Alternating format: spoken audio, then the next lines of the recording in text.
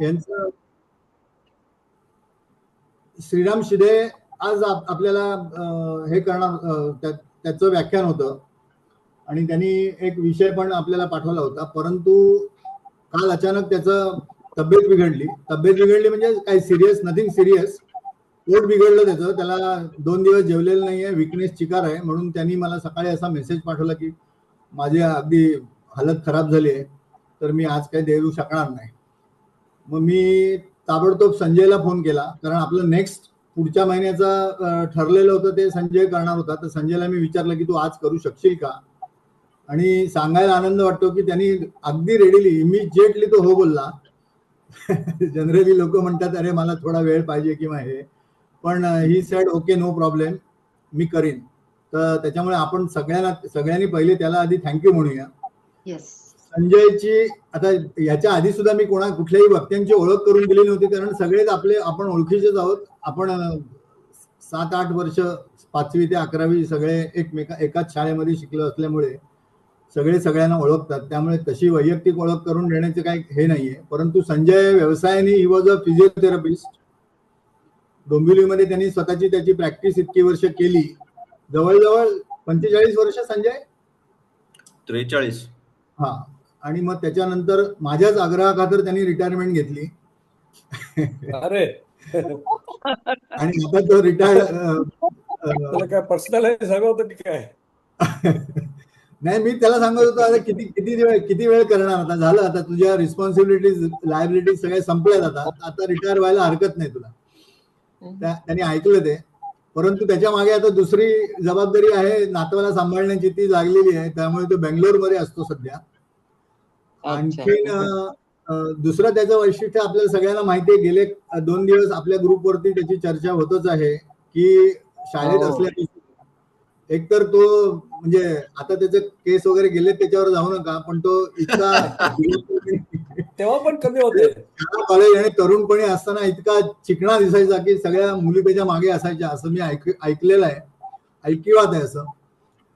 तर त्याच्यामुळे नाटकामध्ये अतिशय खरं बोलू नये, आणि म्हणजे खरं म्हटलं तर त्यांनी त्याच्या व्यवसायामुळे नाटकाकडे त्याचं दुर्लक्ष झालं, आणि म्हणजे त्यांनी तो काय म्हणू आपण, नोईंगली तो डिसिजन घेतला की त्याच्या एका क्षणी त्याच्या समोर पर्याय होता की पूर्णपणे व्यावसायिक नाट्य क्षेत्रात किंवा सिनेमामध्ये जायचं की आपली प्रॅक्टिस करायची. तर तो त्यांनी प्रॅक्टिस करणं निवडलं, कारण ऑब्व्हियसली त्याचे रिझन्स आहेत.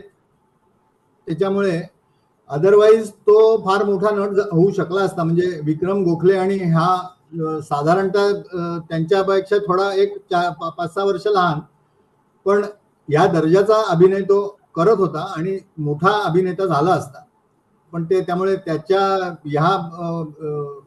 त्याच्या निर्णयामुळे आपण एका मोठ्या अभिनेत्याला मुकलो, म्हणजे आपण पण आपली कॉलर टाईट करून सांगू शकलो असतो की संजय रेंडिवे माझा बालमित्र आहे. एनिवे, आता एवढं इंट्रोडक्शन बाद झालं, तर संजयला मी संजय हे सांगू का मी तुला आता की नंतर? काय रे? तुझं एकांकिकेचं वाचन करणार आहे आणि शॉर्ट स्टोरीजचं वाचन करणार आहे. आपल्याला एक टोटल 41 मिनिटाचं हे होईल. नाही, पण त्या कोणी लिहिल्यात, काय लिहिल्यात हे तूच सांगशील की थोडंफार काय? मी सांगेन ठीक, वाचून दाखवीन आणि मग सांगेन sir. No problem. Now over to Sanjay. Okay, thank you. एक मिनिट, 1 मिनिट. मी सगळ्यांना तर म्यूट करते, पण अनम्यूट मला करता येत नाही, ते तुम्हाला इंडिव्हिज्युअली करावं लागतं. तर मी म्यूट केल्याच्या नंतर म्हणजे मग बाकीचे लोकांचे बॅकग्राऊंड आवाज येत नाही, डिस्टर्बन्स होत नाही, म्हणून म्यूट करते. पण संजय, तुला स्वतःला अनम्यूट करून मग बोलावं लागेल. ओके. हा, आम्ही बाकीचे सगळे म्यूट राहू आणि प्रेझेंटेशन संपल्याच्या नंतर प्रत्येकाने स्वतःला अनम्यूट करून मग आपण डिस्कशन करू शकतो. ओके, पण तोपर्यंत मी सगळ्यांना म्यूट करते. ओके.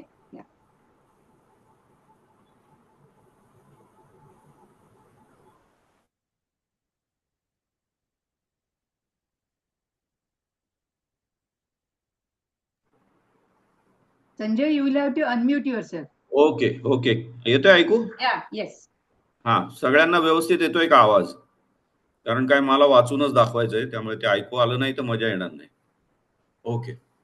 आता मिलिंदनी मगाशी एक गंमत जी बोलला की माझ्या सांगण्यावरून रिटायरमेंट घेतली, याचं एक कारण आहे की मी फिजिओथेरपिस्ट, त्यामुळे गावभर फिरत असायचो व्हिजिट्सला, याच्या घरी जा त्याच्या घरी जा, आणि हा माणूस रिटायरमेंट नंतर मला गावभर उंडारताना फिरताना दिसायचा आणि मला भेटायचा. तर नॅचरली जलन व्हायची. तेव्हा तो बोलला, अरे तुलाही रिटायरमेंट शक्य आहे, तू कशाला आता काम करतोय. त्याच्या मागची बॅकग्राऊंड ही आहे की तो मस्तपैकी असा छान गावभर, अरे ह्याला भेटायला चाललोय, त्याच्याबरोबर चहा प्यायला चाललोय, इकडे कॉर्नरला उभा आहे, तिकडे अमुक करतोय, इकडे काय इडली खायला चाललोय. म्हटलं वा, यातनं मलाही ती स्फूर्ती आली. असं त्याची जी हिस्ट्री आहे ती तशी आहे. असं तर आज जे काय झालंय, म्हणजे गेल्या वेळेला श्यामनी, म्हणजे श्याम सरांनी म्हणून आपण त्यांचा पिरियड केला, आज श्रीराम सरांचा पिरियड होता. ते श्रीराम सर आले नाहीत, त्यामुळे मला उभं राहायला लागलं. तर याची एक छान आठवण माझ्याकडे आहे, शाळेतली आपल्या.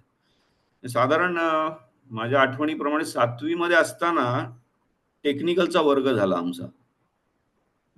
आम्ही सगळे, मी, श्याम, संजय, असे आम्ही एका वर्गात होतो, आवी जोगळेकर वगैरे, आणि बाकी टेक्निकलला जाणारे सगळे. आणि तुमचे बाकीच्यांचे जे वर्ग होते, म्हणजे मुलं मुली एका वर्गात असलेले असे, ते सगळे तुम्ही दुपारच्या वर्गात गेलात माझ्या आठवणीप्रमाणे. 7वी नंतर 7वी 8वी 9वी 3 वर्ष मी होतो. 3 वर्ष आमचा वर्ग हा फक्त मुलांचा होता, त्यात मुली नव्हत्या. आणि हे टेक्निकलची मुलं जायची आणि बाकीची मुलं असायची वर्गात. तर कधी कधी असं व्हायचं, जसं आज झालं की श्याम सर पिरियड करून निघून गेलेले आहेत आणि श्रीराम सर येणार नाहीत, असे कोणीतरी सर आणि बाई जायचे पिरियड करून, आणि दुसरे अजून आलेले नसायचे, किंवा त्या दिवशी त्यांची दांडी असायची, आणि मग त्यांच्या जागी कोणीतरी दुसरं यायचं, जो त्यावेळेला फ्री असेल शिक्षक, तो किंवा ती, जे कोण असेल. आणि ते आले की मग ते आता काय, ते उत्साहाने यायचे ना, चला वर्ग मिळालाय हातात तर काहीतरी शिकूया, यांना नुसतं बसून करणार काय ना. तर ही मुलं सगळी मला रिक्वेस्ट करायची, ते यायच्या आधीच, पिरियड कळलं की तू काहीतरी तिथे स्टेजवर जाऊन सादर कर. म्हणजे काय, ते शिकवणं टळेल. आणि एस्पेशली दातारबाई वगैरे अशी जर माणसं आली तर ती हमखास काहीतरी शिकवणार. ते काय आम्हाला गप्प बसून वर्गाभर दंगा करू तर देणार नाहीत, याची सगळ्यांना गॅरंटी असायची. त्यामुळे मला ते आधीपासूनच सांगून पडवून ठेवलेलं असेल, तू गोष्ट सांग आणि म्हण, काय वाटेल ते कर, पण स्टेजवर जा. आणि त्या आले शिक्षक, ते बाई असोत किंवा कोणी पुरुष, की त्यांना ते रिक्वेस्ट करायचे, हा संजय गोष्ट फार छान सांगतो, गाणी चांगली गातो, अंक करतो, योगा करून दाखवतो, काय काय काय काय उद्योग मला करायला लावायचे. आणि मग ते काय, त्या बाई म्हणायचे, बरं ठीक आहे चालेल तसं करू. आणि मग ते पण ऐकायचे गोष्टी माझ्या, आणि मी सांगत बसायचो. मग त्या गोष्टींमध्ये कुठल्याही गोष्टी असायच्या, म्हणजे आता 7वीच्या आसपास म्हणाल तर साधारण काय टार्झन असेल, रॉबिन्सन क्रुसो असेल, हॅन्स अँडरसनच्या परिकथा असतील, किंवा आणखीन काही अशा गोष्टी, बिरबलच्या गोष्टी, अमक्या दमक्या, ते काय गोष्टींचा साठा माझ्याकडे भरपूर होता. आणि थोडं वरती गेल्यावर मग कसं पुढच्या गोष्टी येतात. मग ते राजाराम राजे आला, मग तो नाईट किंग आला, अशा सगळ्या त्यावेळेच्या रहस्यकथा, गूढकथा, अशा टाईपच्या गोष्टी पण मी भरपूर रंगवून सांगायचो, आणि कुठून तरी ती 40 मिनिटं भरून काढायची, असं मला ते सांगितलेलं असायचं. तर मला असं वाटतं आजही मी त्याच अवस्थेत आलेलो आहे की ती आजची मला 40 मिनिटं पुन्हा दुसरे सर नाहीयेत म्हटल्यावर भरून काढायचे. एनिहाव, तर या गोष्टीला मी एक विदूषकाची उपमा देतो थोडीशी, की आपण सगळ्यांनी सर्कस पाहिलेली असते. एक खेळ झालेला असतो मोठा, दुसऱ्या खेळाचं मांडणी चालू असते, ती माणसं तयार होत असतात, आणि त्यामध्ये विदूषक मध्ये येतो आणि तुमच्या समोर काहीतरी करून दाखवतो, ज्याप्रमाणे तुमचं एक तेवढा काळ त्याला घालवायचा असतो. तर तसाही समजा मी आज आलोय, तुम्हाला थोडंसं एंटरटेनमेंट करणं, थोडंसं काही त्यातनं काही प्रबोधन, अमुक तमुक अशा दृष्टीने. तर पहिली मी एक कथा वाचतो, आणि मग ती कोणाची आहे, काय नाव घेऊ, सगळं मी नंतर सांगतो. वाचायला सुरुवात करतो. मध्ये कुठेही तुम्हाला वाटलं की आता हे वाचतोय त्यामुळे एखादं वाक्य कळलं नाही, ऐकू नाही आलं, तर मला सांगा तुम्ही, मी ते परत रिपीट करीन, नो प्रॉब्लेम. आता कथा लिहिण्याच्या बऱ्याच पद्धती असतात. ही जी कथा आहे ती प्रथम पुरुषी एकवचनी म्हणतात तशी लिहिलेली आहे.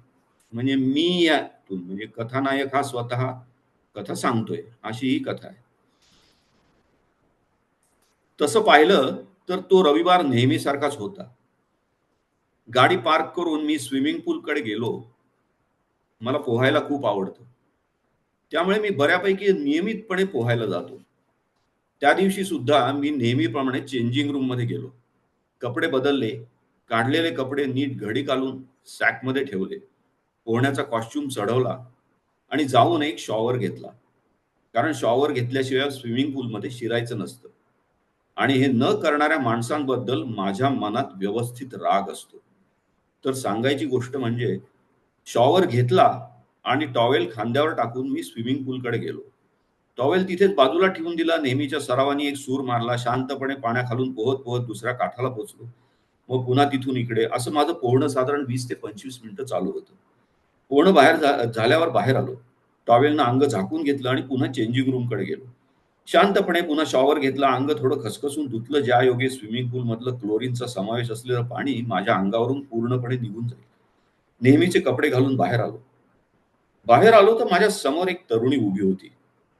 ती जणू काही मी बाहेर यायची वाटच बघत होती. साधारण माझ्या आसपासच्या वयाचीच असेल. तिच्याकडे पाहिल्यावर मला जाणवलं की ती मोठ्या कुतूहलाने माझ्याकडे बघते. मग ती स्वतःहून हसली. मला कळेना ही कोण आहे आणि माझी तिची ओळख कुठे झाली होती. मग मी सुद्धा नाईलाजाने हसलो. धीटपणे ती पुढे आली आणि म्हणाली, तुम्ही किती छान पोहता. मला ना पाण्याची खूप भीती वाटते. मला पोहायला शिकवाल का? त्या दिवशी माझ्या एका मैत्रिणीला तुम्ही काही धडे दिलेत आणि त्यामुळे तिच्या पोहण्यात मात्र खूप फरक पडला. त्याला मला यातलं काहीच आठवेना. मी चालत चालत तिच्याशी बोलत होतो.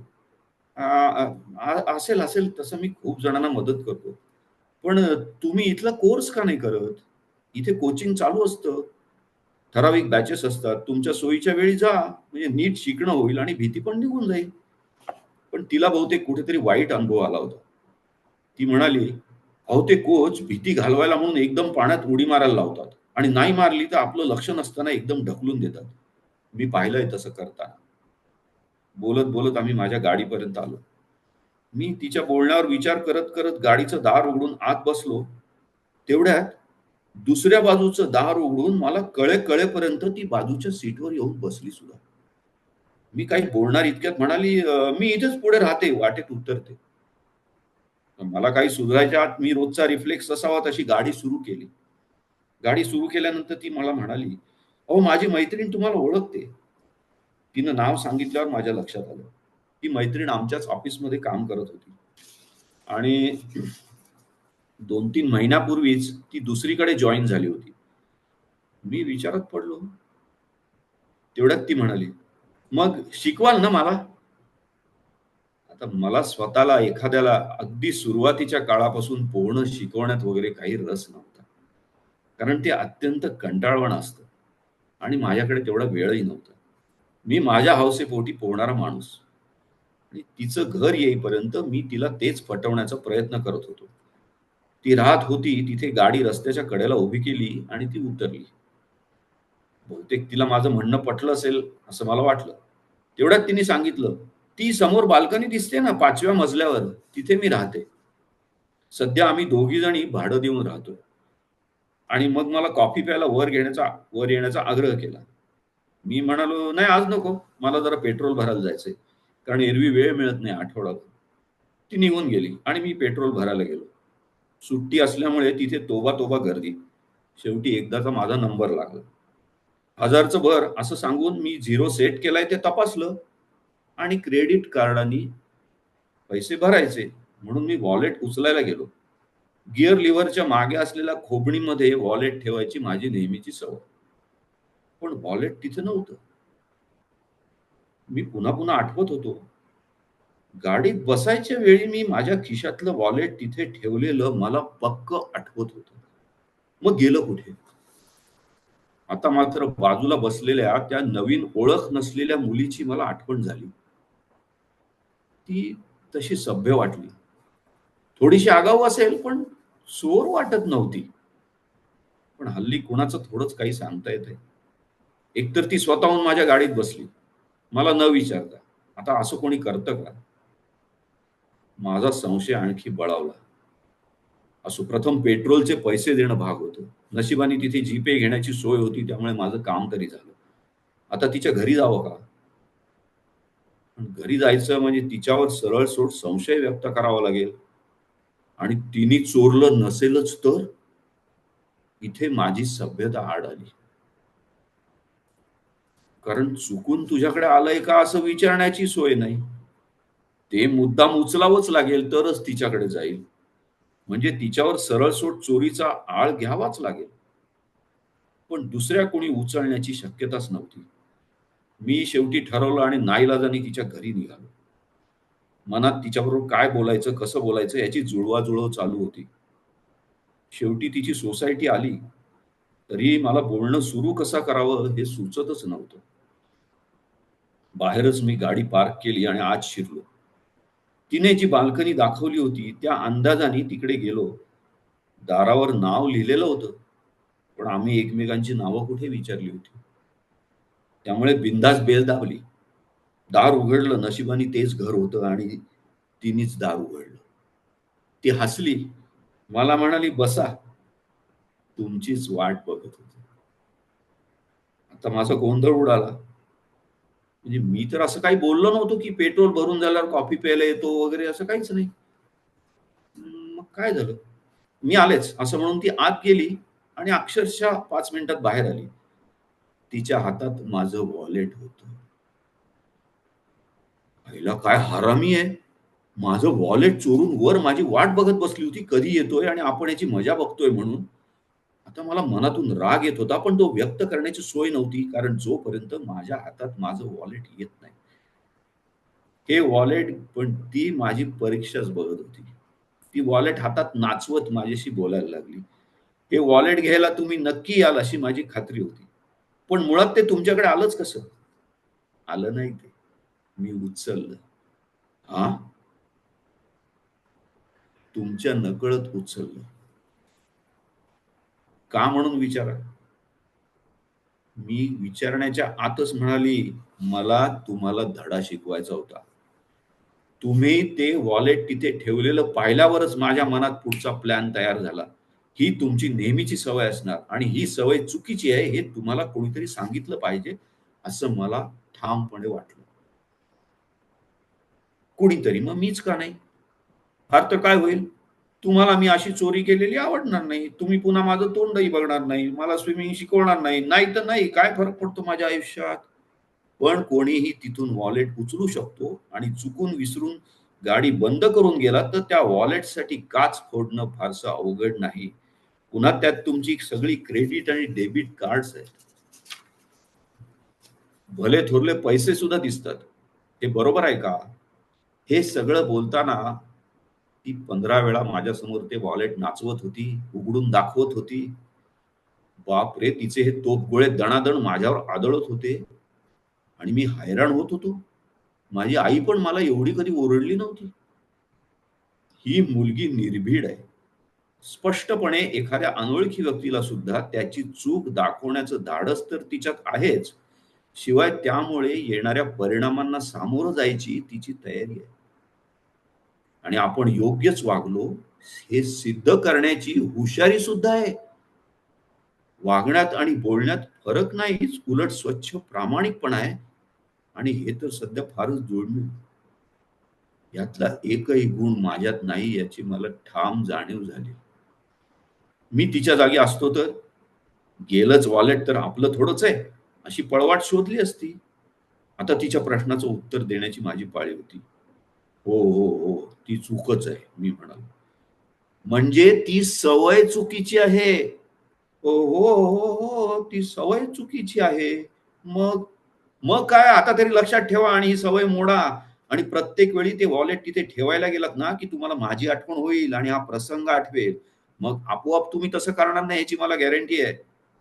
हे सगळं सुनावल्यानंतर तिचं समाधान झालं बहुतेक. कारण त्यानंतर तिने शांतपणे ते वॉलेट माझ्या हातात दिलं.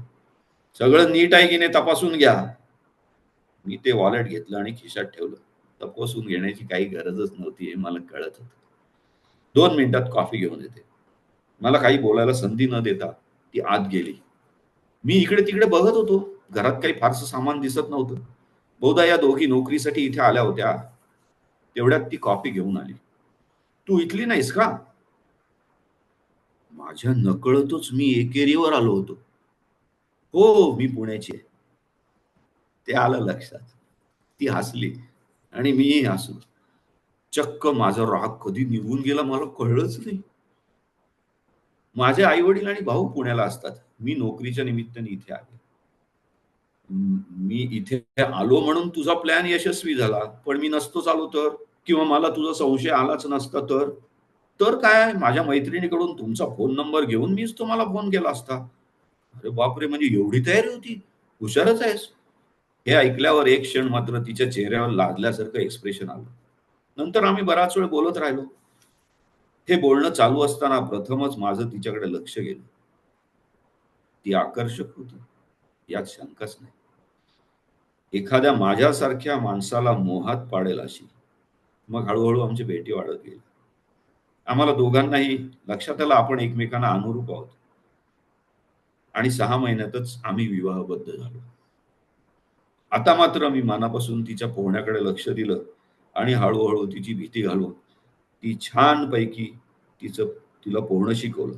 आता ती उत्तम पोहते. असो, या गोष्टीला आता 15 वर्ष झाली. पण आज हे सगळं आठवण्याचं कारण वेगळंच होतं. काल टीव्हीवर एक टुकार शो चालू होता. त्यातला अँकर एका जोडप्याला विचारत होता की तुमचं लग्न कसं जमलं. माझ्या आई बाबांबरोबर बसून माझी मुलगी तो शो पाहत होती. आज सकाळी तिने मला विचारलं की पप्पा तुमचं लग्न कसं जमलं. तेव्हा ही गोष्ट मी तिला सांगितली. आता ही गोष्ट मुलीला सांगताना मला एक काळजी घ्यावी लागली की कुठेही तोंडातून चोर किंवा चोरी हे शब्द उच्चारायचे नाहीत, कारण ती तिच्या आईने केली होती. तिच्या वयात तिचा गैरसमज होऊ शकतो, कारण माझी पोरगी पण तिच्या आईसारखीच हुशार आहे. आणि नुसतीच हुशार नाही तर तिच्यासारखी चलाक सुद्धा आहे. तिने मला पकडलंच. ती म्हणाली, बाबा, आईनी तुमच्या नकळत तुमच्या गाडीतून तुमचं वॉलेट उचललं आणि तिच्या घरी घेऊन गेली, हो की नाही, तुम्हाला न सांगता. म्हणजे आईनी चोरी केली. आता मी हडबडलो, कारण या गोष्टीतला नेमका नको तोच भाव तिने पकडला होता. मी होता नव्हता तेवढा साळसूदपणाचा आव आणून म्हणालो, अगं त्याला चोरी म्हणत नाहीत, माझी चुकीची सवय मोडावी आणि मला धडा शिकवण्यासाठी तिने तसं केलं. तिने त्यातले पैसे काढले होते का? नाही. माझ्या असलेल्या कार्डांचा काही गैरवापर केला, काही केलं नाही. म्हणजे तिचा उद्देश चोरीचा नव्हता, मला धडा शिकवण्याचा होता, मला सुधरवण्याचा होता. पण माझ्या बोलण्यावर गप्प बसली तर ती माझी पोरगी कसली. तिने ठामपणे सांगितलं, उद्या मी न सांगता कोणाची वस्तू घरी आणली तर त्याला तुम्ही चोरी म्हणाल की नाही, ते चुकीचं आहे असंच म्हणाल की नाही. आता मात्र मला काही सुधरेना की ह्याच्यावर उत्तर काय द्यायचं. अशा वेळी बरोबर तिची मम्मी मध्ये डोकं घालली. ती सगळं ऐकत होती. ती तिच्या समोर आली, म्हणाली, तुझा शाळेचा बॅच कुठेही पडलेला असतो, तो हरवला तर तुझी पंचायत होईल की नाही. आणि शाळेत जायच्या वेळी मध्ये तू शोधत बसलीस की तुझी बस चुकेल की नाही, म्हणून मी त्या दिवशी मुद्दाम तो उचलून ठेवला माझ्या पर्समध्ये. मग बसलीस की नाही शोधत, शाळेत विसरला का, घरी विसरला का, कुठे गेला का, कोणी पळवला, आणि शोधता शोधता उशीर व्हायला लागला तेव्हा बस चुकणार म्हटल्यावर कोणाला टेन्शन आलं आणि रडू आलं. मग मी तो तुला दिला आणि दुसऱ्या दिवशीपासून तो बॅच तुझ्या दप्तरात ठेवायला तू सुरुवात केलीस की नाही. म्हणजे तू सुधारलीस की नाही आपोआप. आता तुझा बॅच मी चोरला असं म्हणता येईल का? नाही. या स्पष्टीकरणानंतर बहुधा तिचं समाधान झालं. या आया मुलांना पटवण्यात नेहमीच यशस्वी होतात बुवा, हे मला काही जमत नाही. आता लग्नाला 15 वर्ष झाली तरी वेगवेगळ्या चुकांसाठी तिचं मला धडे देणं आणि माझंही तिच्याकडून धडे घेणं हे चालूच आहे. आणि हे असंच आयुष्यभर चालू राहणार बहुतेक. कुणीही कायम बिनचूक नसतं. चूक करणं हा माणसाचा स्थायी भाव आहे. कुणी ती चूक निदर्शनास आणून दिली की आपला इगो मध्ये न आणता ती चूक उदार मनाने स्वीकारणं आणि ती सुधारण्यासाठी प्रामाणिक प्रयत्न करणं हे सुसंस्कृतपणाचं लक्षण आहे. त्यासाठी मुळात आपण चुकू शकतो यावर विश्वास हवा. अधिक क्वचित मी सुद्धा तिची पुणेरी चूक दाखवली तर तीही मोठ्या मनाने स्वीकारते. आणि त्यामुळे हीच सवय माझ्या मुलीलाही लागली. हा प्रापंचिक जीवनातला एक धडाच म्हणावा का? तुमचा काय अनुभव असो. तर अशी ही माझ्या आणि तिच्या लग्नाची गोष्ट सुफळ संपूर्ण. या गोष्टीचं नाव आहे तुला शिकवीन चांगलाच धडा. आणि ही गोष्ट तुम्हाला कशी वाटली काय, ती मीच लिहिलेली आहे. थँक्यू. आणि आमच्या सीकेपी लोकांचं एक मासिक असतं, त्रैमासिक राहतं, त्याच्यात दरवर्षी कथा स्पर्धा होतात. त्याच्यात ती पाठवली होती.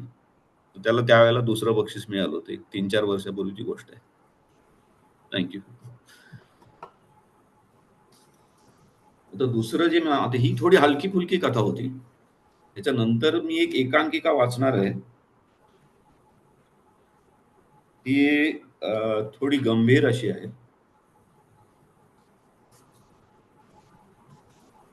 इथे मगाशी जसा मी विदूषकाचा उल्लेख केला. संजय, आता हा. वाचलीस ती कथा सत्यकथा नाही ना? हा, मला पण तेच विचारायचं. नाही, सत्यकथा नाही, कारण माझी बायको पुण्याची नाहीये, ती दादरची आहे. नाही, पण ती बाजूला बसलेली ना, मला वाटते. नाही, इथे नाही, तिकडे बाहेर आहे ती. Okay okay. पण तिला ऐकू जात असेल, तिला माहिती आहे ही कथा. माझ्या लिहिलेल्या सगळ्या कथा, एकांकिका, नाटक जे काय असेल त्याची पहिली वाचक तीच असते. नाही, सत्य कथा जरी नसली तरी त्यातले स्वानुभवाचे बोल आहेत का त्यामध्ये काही? हो, धडे घेणं माझं चालूच असतं. धडे घेणं नाही, मी मगाशी तिकडनं बोललो बोलते ते इंट्रोडक्शन मध्ये मी जे बोललो की मुली सगळ्या तुझ्या मागे असायच्या, त्यातलं काही तथ्य सत्य त्याच्यामध्ये उतरलंय की नाही? नाही, तसं काही नाहीये. आमचं रेग्युलर चहा पोहे लग्न होतं, तो भाग वेगळा. ती तिकडनं बोलली ना, ते सगळ्यांचं चालूच असतं धडे घेणं. म्हणजे माझ्याकडून तिचं, तिच्याकडून माझं, असं दोन्हीकडून चालूच असतं ते. पण हे होते धडे घेणं आणि देणं हे मला वाटतं आवश्यक असतं, टू बी सिरियस. कारण कोणीच माणूस परिपूर्ण नसतो, आपण सगळे अपूर्णच असतो असं मला वाटतं. हा, श्याम काय म्हणाला ऐकून आलं? काय म्हणत होता? मी म्हटलं तुम्ही दोघे फारच समंजस आहात. कोण समंजस आहात? नाही नाही, हे कथेपुरते समंजस असणं वेगळं आहे ते. एरवी काही समंजस वगैरे असं काही कोण असतं का? सगळे नवरा बायको सारखेच असतात. पण कथेत असं लिहून चालत नाही ना. विशेषतः बक्षीस मिळवायचं असेल तर. ऍग्रीड. बर, दुसरं म्हणजे मगाशी मी विदूषकाचा जसा उल्लेख केला, तर विदूषक माझ्या मते 2 प्रकारचे असतात. एक जसा मगाशी आपण म्हटलं सर्कशीतला. दुसरा जो विदूषक असतो तो असा असतो की पूर्वी राजाच्या पदरी असायचं. राजाच्या पदरी एक विदूषक पाळलेला असायचा आणि तो विदूषक हा एक हुशार माणूस असायचा.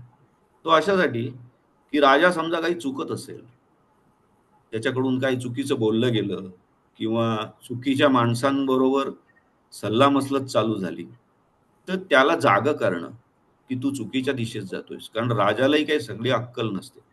तर असं करणारा जो विदूषक असायचा, जसं बिरबल अकबर मध्ये तुम्हाला माहिती आहे, बिरबल हा तोच रोल करायचा एका विशिष्ट शहाण्या माणसाचा. तर तसा एक शहाणा विदूषक, ज्याला आजच्या भाषेमध्ये जागल्या म्हणू आपण, तसा जागल्याचा रोल करणारा त्या राजासाठी एक विदूषकाचा, तर तसाही एक रोल असतो. आणि मला असं वाटतं की कुठेतरी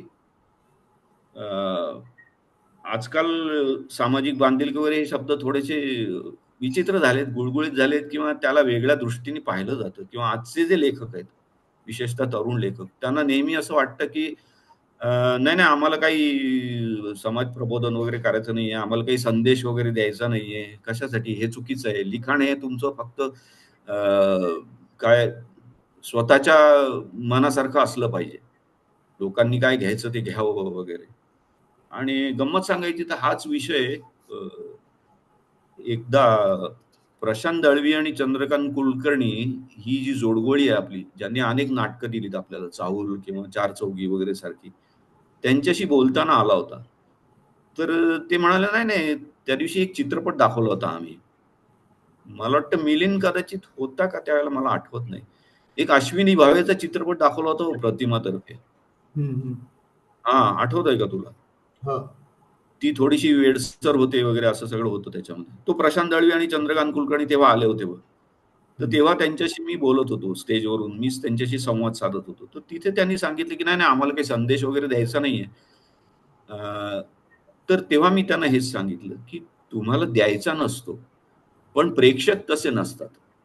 प्रेक्षक असो किंवा वाचक असो, हे त्यांची अपेक्षा असो का नसो, कळत नकळत ते त्यातनं संदेश घेतात किंवा उचलतात. त्यामुळे तुम्ही जास्त काळजीपूर्वक लिहिलं पाहिजे किंवा काही कला सादर करायची तर ती काळजीपूर्वक करायला हवी. मग त्यातनं गैरसमज नाही होऊ शकत. मग त्यांना मी त्यांच्या बिनधास्त या चित्रपटाचं उदाहरण दिलं होतं, की प्रशांत दळवी आणि चंद्रकांत कुलकर्णी या दोघांचंच ते म्हणजे लेखन प्रशांत दळवीचं आणि दिग्दर्शन चंद्रकांत कुलकर्णी असं ते बिनधास्त नावाचा चित्रपट आला होता. तुम्हाला आठवत असेल तर त्याच्यात पहिल्यांदा त्या 2 मैत्रिणी मोटर बाईकवरनं एकट्या फिरतात दोघी असं दाखवलं होतं. आणि गंमत म्हणजे तो चित्रपट आल्यानंतर महाराष्ट्रभर मैत्रिणी मोटर बाईकवरनं फिरताना दिसायला लागल्या. त्याची मी त्यांना आठवण दिली. म्हटलं आता हा संदेश काय तुम्हाला द्यायचा होता का? नव्हता. पण लोकांनी त्यांना हवा तो संदेश घेतला. ह्याचाच वापर तुम्हाला आठवत असेल तर नंतरच्या सैराट-बिराट अशा चित्रपटांमध्ये पण केला गेला होता काही. तर तो भाग वेगळा. तर मला नेहमी असं वाटतं, की ह्या लोकांची पण समाजाच्या दृष्टीने एक जागल्याची भूमिका आहे. म्हणजे ते जागल्याचं काम करणारा जो विदूषक आहे, तीच भूमिका आहे. तर ती लेखकांनी घेतली पाहिजे. वेळोवेळी समाजाला जागा करणं जर चुकीच्या दिशेत जात असेल तर. तर त्या दृष्टीने या एकांकिकेकडे पहा. तर मी ती चालू करतो. या एकांकिकेचं नाव आहे, आम्ही एकत्र राहतो. आता ही एकांकिका असल्यामुळे त्यात डायलॉग्स येतील. तर काही ठिकाणी जमेल तिथे मी कोण डायलॉग बोलतोय ते बोलत जाईन. पण जर का समजलं नाही तर तुम्ही मला विचारा थांबून. काही प्रॉब्लेम नाही. मी परत पुन्हा बोलून दाखवेन. आता याच्यात वेगवेगळी दृश्य आहेत. दृश्य पहिलं. स्थळ एका बंगल्याचा दिवाणखाना. पडदा उघडतो तेव्हा एक मध्यमवयीन जोडपं बोलत बसलंय. वेळ रात्रीचे साधारण 10:30 पावणे 11. आई आणि वडील असे दोघं जण बोलतात.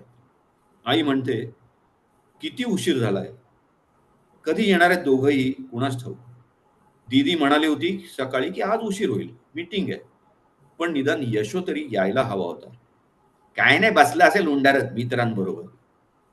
अहो तसं नाही. त्यांचं काहीतरी नवीन नाटकाचं चाललंय गेले काही दिवस. चर्चा चालू असतात. रात्रच का आठवते चर्चा करायला? दिवसा काय होतं? अरे काही जणांना नोकरी लागली, मग ते संध्याकाळी उशिरा येतात. त्यानंतर ते चर्चा करायला बसतात. एवढा उशीर नाही होत. आज झाला एवढं. आता उद्या त्यालाही नोकरी लागली की असंच होणार त्याचं. उद्या यशोला नोकरी लागली. काही प्रयत्न चालू आहेत का त्याचे? मला तर बघावं तेव्हा तो फक्त मोबाईल किंवा लॅपटॉप घेऊन बसलेला दिसतो. अहो लॅपटॉप घेऊनच बसणार. हल्ली अर्ज सुद्धा ऑनलाईन करतात. तुला काहीच कसं लक्षात नसतं रे? आणि जाणून सुद्धा घ्यायचं नसतं. मग उठता बसता आरडाओरड सुरू करतोस. ती पोरं वैतागली नाहीत तर नवल. बर दिवसभर अर्ज पाठवावा लागतो का? आणि मला नाही वेळ त्यांच्या मागे लागून ते काय करतात ते बघायला. मग निदान टीका तरी करू नये. गप्प बसावं. तेही तुला जमत नाही. दीदीला सुद्धा बोलत असतोस वेळ जो होतो तेव्हा. आता जेव्हा त्यांना इतके पगार देतात, तेव्हा त्यांना काम पडणारच. आपल्याला मिळालाय का एवढा मोठा पगार कधी? आपल्याला त्याची गरजही नव्हती, हे असले पगार मिळण्याची. पण यांचं समाधानच होत नाही. कितीही पैसा मिळाला तरी. ते जाऊ दे. तिला काम पडू दे, माझं काही म्हणणं नाही. पण तिच्या ऑफिसमध्ये मी नेहमी बघतो, वीकेंडची सुट्टी आली, की बरोबर आदल्या रात्री मीटिंगसाठी थांबवून ठेवतात. बाकी काही नाही, आता दोघंही उशिरा येतील. मग उशिरा जेवण, नंतर त्यांचं ते चॅटिंग. मध्यरात्री झोपतील आणि मग सकाळी त्यांना उठवणं कठीण. उद्याच्या पूजेचं तरी त्यांच्या लक्षात आहे की नाही कोणास ठाऊक. जाऊ दे. आल्या आल्या काही बोलू नकोस त्यांना. मी काही नाही बोलणार, तुलाच ती सवय आहे. दोघंही घरी आले की 50 प्रश्न विचारत बसतेस. त्यांच्यासाठी जेवायला थांबूया म्हटलं तर तुला लवकर आवरून कामातून सुटका हवी असते. हो, स्वतःच्या अंगावर स्वयंपाकघरातली पूर्ण जबाबदारी घेशील ना तेव्हा कळेल मी असं का म्हणते ते. खिडकीतून बाहेर बघते. तिला लांबून मुलगी येताना दिसते. ती दीदी आली. लांबवर दिसते. वडील पण उठून बघायला जातात. लग्नाचं कधी मनावर घेणार आहे कुणास ठाऊक. शनिवार रविवारी सुट्टी असते तेव्हा काही विचारायचं तर हिचं 11 वाजता उठणं, मग आळसात केव्हा तरी आवरणं, मग मित्रमैत्रिणी, त्यांचे फोन, प्रोग्राम ठरवणं. हाताला लागतच नाही ही मुलगी. वय वाढत चाललंय याची काळजी आपल्यालाच. हो, आजकाल त्यांच्या मागे लागलं ना तरी रागावतात ही मुलं. आपली काळजी त्यांना अनाठाई वाटते. कठीण आहे सगळं. इथे हा सीन संपतो. दृश्य दुसरे, ही जी मुलगी रस्त्यावरनं येतेय तिथला सीन आहे हा. 30च्या आसपास असलेली तरुणी रस्त्यात चालत येताना दिसते. फोनवर कोणाशी तरी बोलतेय. ती तिच्या आते बहिणीशी फोनवर बोलते. तिचं नाव पूनम. मला एक सांग पूनम, हे सगळं काय चाललंय? तू आणि सार्थक दोघंही असले उद्योग करणार आहात का? पूनम म्हणते, अगं काय करू आम्ही? तुला माहितीये ना आई बाबा कसे आहेत ते. या असल्या विषयात ते भयंकर सेन्सिटिव्ह आहेत. काय करू म्हणजे काय? निक्षून सांग त्यांना, आत्याला आणि काकांना, आम्हाला हे पसंत नाही अजिबात. हो, सांगेन. आणि नंतर काय होईल? आरडाओरड, भांडण, सगळ्यांच्या डोक्याला शॉट. बाकी काही नाही. हो, ती दोघंही ॲडमंट आहेत आणि प्रचंड देवभोळी. खरं आहे ना, म्हणून तर आमचा प्रॉब्लेम झालाय. लहानपणापासून हेच बघतेय मी. जरा विरोध केला ना की डोकी गेलीच त्यांची. मला ना आता कंटाळा आलाय त्या वादावादीचा. मरू दे, काय करायचंय? एक पूजा करायची ना, करायची आणि मोकळं व्हायचं बस. मूल होवो किंवा न होवो, पण त्यांचं समाधान होतंय ना त्या पूजेनी. ठीक आहे पूनम, हे बघ तुम्ही काय करायचं ते करा, पण मी आणि यशोधन आम्ही दोघंही उद्या येऊ असं मला तरी वाटत नाही. आई बाबांचं मला माहित नाही. हे काय असं काय करता? आम्हाला जरा मजा येईल तुम्ही तरी दोघं आलात तर. हे बघ पूनम, हे असले प्रकार मला आणि यशोधनला, आम्हाला दोघांनाही योग्य वाटत नाही. तुम्हाला काय करायचं ते करा, जरूर करा, पण आम्हा दोघांना एक्सपेक्ट करू नका. We are sorry. Bye. Take care. Phone बंद करते. दृश्य तिसरे, दुसऱ्या दिवशीची सकाळ, 10 वाजता. एक 25शीचा तरुण मोबाईलवर बोलताना दिसतो. याचं नाव यशोधन. कोण कोण येणार आहेत रिहर्सलला? ओ, ओके ओके ओके. तेवढ्यात आतून त्याची आई एखाद्या समारंभासाठी तयार होऊन यावी तशी येते. त्यांचं बोलणं ऐकत राहते. बरं, किती वाजता जमायचं ठरलंय? 10 वाजता. Okay okay. कुठे? ब्राह्मण सभा हॉल. बरं ठीक आहे, येतो मी. आणि येताना वाटेत तेजसला पिकअप करतो आणि येतो. फोन बंद करतो. आई यशोधनला विचारते, काय रे, कुठे जायचंय? नाटकाच्या रिहर्सलला. किती वाजता? आज 10 वाजता सकाळी. काय? अरे आज आपल्याला आत्याकडे जायचंय, विसरलास का? आणि तिथून पुढे पूजेसाठी घाटावर जायचंय. सगळं सांगितलं होतं मी तुला. मी येणार नाहीये. आम्हाला फक्त रविवारी नीट रिहर्सल करता येते, कारण सगळ्यांना सुट्टी असते. बरं आहेस ना? त्याने आपल्याला केव्हाच आमंत्रण दिलंय. सगळ्यांना बोलावलंय. महत्वाचं कार्य आहे. जायलाच हवं. कळलं? पटकन तयार हो. तेवढ्यात आतून वडील तयार होऊन येतात. त्याच्याकडे बघतात. हे काय? तू सुद्धा अजून तयार नाही झालास? आत्ताच तुझ्या दीदीला मी ओरडून आलोय. ती पण तशीच बसले. काही आवरलं पण नाही अजून. तो येणार नाही असं म्हणतोय. कळलं तुला? नाटकाची तालीम आहे त्याला 10 वाजता. त्यांचं बोलणं चालू असतानाच आतून दीदी बाहेर येते. वडील विचारतात यशोधनला, मूर्ख आहेस का? आजच्या कार्याचं महत्व तुला ठाऊक आहे ना? तू आज नाटकाची तालीम ठरवलीसच कशी? जरी तालीम नसती तरीही मी आलो नसतोच. तेव्हा दीदी पण म्हणते, आम्ही दोघंही येणार नाही आहोत. मी पूनमला कळवलंय, तुमचं काय ते तुम्ही ठरवा. काय? ही साधीसुधी पूजा नाहीये, माहितीये ना तुम्हाला? दुसरी एखादी पूजा असती तर मी काही बोलले नसते, पण आज न जाऊन चालणारच नाही. हे सगळं कशासाठी चाललंय? कल्पना आहे का? हो, सार्थक आणि पूनमशी बोलणं झालंय माझं. तिला मूल होत नाहीये, म्हणून आत्या आणि काकांनी ही पूजा करायचं ठरवलं. तिला सुद्धा आवडत नसताना केवळ आईबाबांच्या इच्छेसाठी म्हणून करायला तयार झाली. कळलं? आता तिने ती पूजा करावी की नाही हा तिचा पर्सनल प्रश्न आहे. त्याबद्दल मी काही बोलणार नाही. पण आम्ही येणार नाही हे आमचं ठरलंय. कारण या असल्या प्रथा बंद झाल्याच पाहिजेत. वाटेल ते बोलू नका. अतिशय गांभीर्याने करण्याचा विधी आहे तो. नारायण नागबळी ही साधी-सुधी पूजा नसते. लक्षात ठेवा. सगळी दुनिया करते आणि त्याचा परिणाम चांगलाच होतो. हे बघ बाबा, साधी एखादी पूजा असती ना तर आम्ही आलोच असतो, आम्हाला पटो किंवा न पटो. या आधी कधी नाही म्हटलंय का? आम्हाला तर मनापासून असं वाटतंय की तुम्ही दोघं सुद्धा जाता कामा नये. हे असले घाणेरडे प्रकार आणि विधी बंदच झाले पाहिजेत. पूनम आणि सार्थक दोघेही केवळ मोठ्यांच्या इच्छेसाठी नाईलाजाने तयार झाले तो विधी तयार करायला. मला एक सांगा, इतर सगळे शास्त्रीय उपाय थकले का, की त्यावर त्यांचा विश्वासच नाहीये? वडील म्हणतात, एक लक्षात घ्या, हे बरोबर आहे की चूक आहे याच्याशी आपल्याला काय देणं घेणं आहे का? आपल्याला काय करायचंय? आपण फक्त हजेरी लावायची त्यांच्या समाधानासाठी, बस. असं कसं म्हणतं बाबा? आपण हजेरी लावणं म्हणजे त्या सगळ्याला मूक मान्यता देणं हे चुकीचंच आहे. मुळात पूनम आणि सार्थकला मूल होणं किंवा न होणं हा त्यांचा पर्सनल प्रॉब्लेम आहे.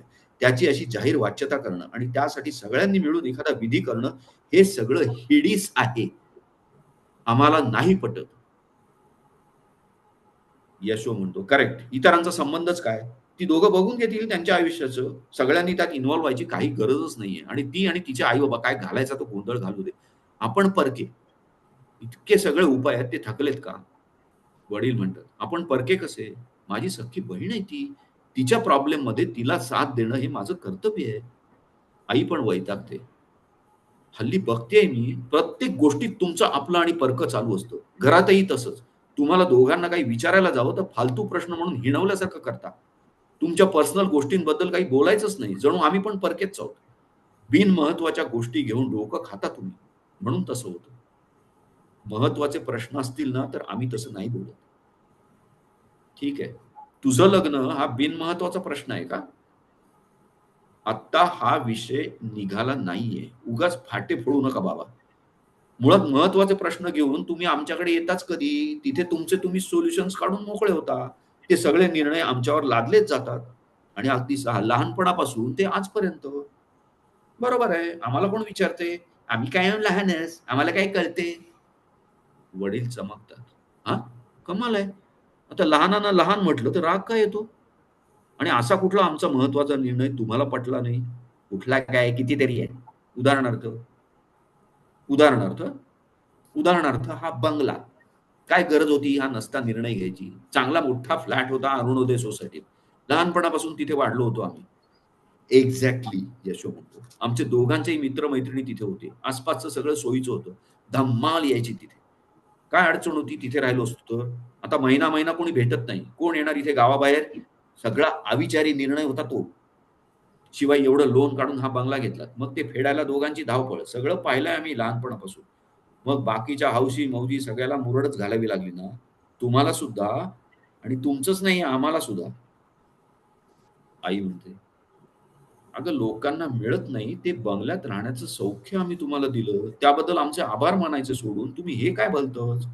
कोणत्याही तुमच्या मित्र-मैत्रिणींकडे आहे का असा बंगला? आणि वाट्टेल ते आरोप करू नका." वडील म्हणतात. "तुमच्यापेक्षा जास्त जग आम्ही पाहिलंय. आम्ही पुढचा विचार केला जो तुम्ही करत नाही आहात. मुख्य म्हणजे आपल्या घराण्याची एक प्रॉपर्टी होते. उद्या तुमची दोघांची लग्न होतील. त्याची फॅमिली, तू 4 दिवस माहेरी आलीस तर तुझी फॅमिली. त्या फ्लॅटमध्ये कसे मावणार होतो आपण? आता हा एवढा मोठा प्रशस्त बंगला झाला. एकोप्याने सगळे सामावले जातील इथे. हा अविचार आहे का? नाही तर काय? तुम्हाला दोघांनाही शिंग फुटलेत आता. जग जण तुम्हालाच कळते आणि आमचं आयुष्य सगळं वायाच गेलंय." दीदी म्हणते, "तसं काही नाही. उगाच रागवू नकोस. पण खूप गोष्टी गृहीत धरल्या की असं होतं." गृहीत. बरं. काय-काय गृहीत धरलं आम्ही जे चुकीचं आहे? हे बघा बाबा, आमची पिढी पारंपरिक विचारांची नाही, स्वतंत्र आहे. तुमचं संचित तुमच्यापाशी. आम्हाला आजच्या जगात त्याचा काहीही उपयोग राहिला नाही, नाईलाज आहे. तुमच्या धारणाच वेगळ्या आहेत आणि आमच्या वेगळ्या आहेत. म्हणजे आता फॅमिली. आम्ही मुळात लग्न करूच असं पण नाही. फॅमिली पुढचीच गोष्ट. केलंच तरी आम्हाला तुमच्याबरोबर एकत्र राहायला आवडेल हे गृहीत धरणं हा तुमचा गोंधळ आहे. नंतर मुलं. आमची पिढी अजून कन्फ्युज्ड आहे. मुलांना जन्माला घालून त्यात वर्षानुवर्ष येणारी जबाबदारी घ्यावी की न घ्यावी याबद्दल. त्या एकोपा या शब्दातून बाहेर पडा आणि एकत्र राहूनच एकोपा वाढतो हे गृहीत सुद्धा चुकीचं आहे. सही बोल्या, दीदी म्हणते. आम्ही आजच्या मुली सुद्धा लग्न, मुलं असा टिपिकल संसार करूच हे गृहीत धरणं चुकीचं आहे बाबा. आम्हाला करिअर जास्त महत्वाचं आहे, बाकी सगळं सेकंडरी. आणि तो म्हणाला तसं दूर राहून एकोपा वाढण्याची शक्यता आम्हाला जास्त वाटते. मी सुद्धा उद्या लग्न केलंच तरी एकत्र राहणार नाही सासू सासऱ्यांबरोबर, ते मला जमणारच नाही, तुमच्या पिढीला कितीही हवं असेल तरी. आणि कृपा करून याचा असा अर्थ लावू नका की उद्या तुम्हाला काही झालं तर आम्ही मदतीला धावून नाही येणार. आम्ही दोघं आहोतच. फक्त एकत्र राहण्याची अपेक्षा करू नका. काय? वडील म्हणतात, तुम्ही लग्न करणार नाही? असं आम्ही म्हटलं का? नाही. नक्की झालं नाही अजून, एवढाच त्याचा अर्थ. आई म्हणते, पूर्ण वैतागलेली आहे. पण असा विचार येतोच कसा भरल्या घरात? नतद्रष्ट डोहाळे. लग्न करू की नाही ठरवलं नाही, मुलं होऊ देणार की नाही माहित नाही, कुठून शिकलात हे सगळं? बाबांकडे वळून म्हणते, काय चूक झाली रे आपली यांना वाढवताना, की यांना माणसंच नकोशी वाटतात आणि एकटंच राहावंसं वाटतंय.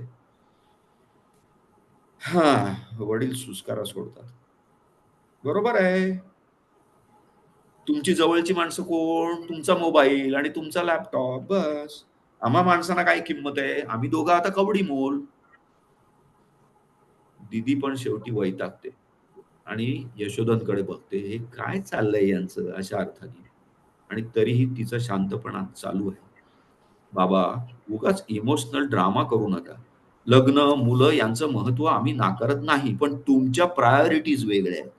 आम्हाला आमचं आयुष्य स्वतः आणि मोकळं जगायचंय. जग फिरून नवनवीन अनुभव घ्यायचे, स्वतःला एक्सप्लोअर करायचंय. राग मानू नका. पण एवढं आयुष्य मागे गेलं तुमचं, अजून इंडियाच्या बाहेरचं जग फिरून तुम्ही किती पाहिलं? का नाही? संसारात नको तितकं बुडलात. जबाबदारी एक संपली की दुसरी वाढवतच राहिलं. काय उपयोग झाला? खूप खूप छान संसार केला, बस. आयुष्य एकदाच जगायला मिळतं, ते असं घालवणं म्हणजे वाया घालवणं, असं आमचं मत आहे. आई वडील दोघंही निरुत्तर होतात.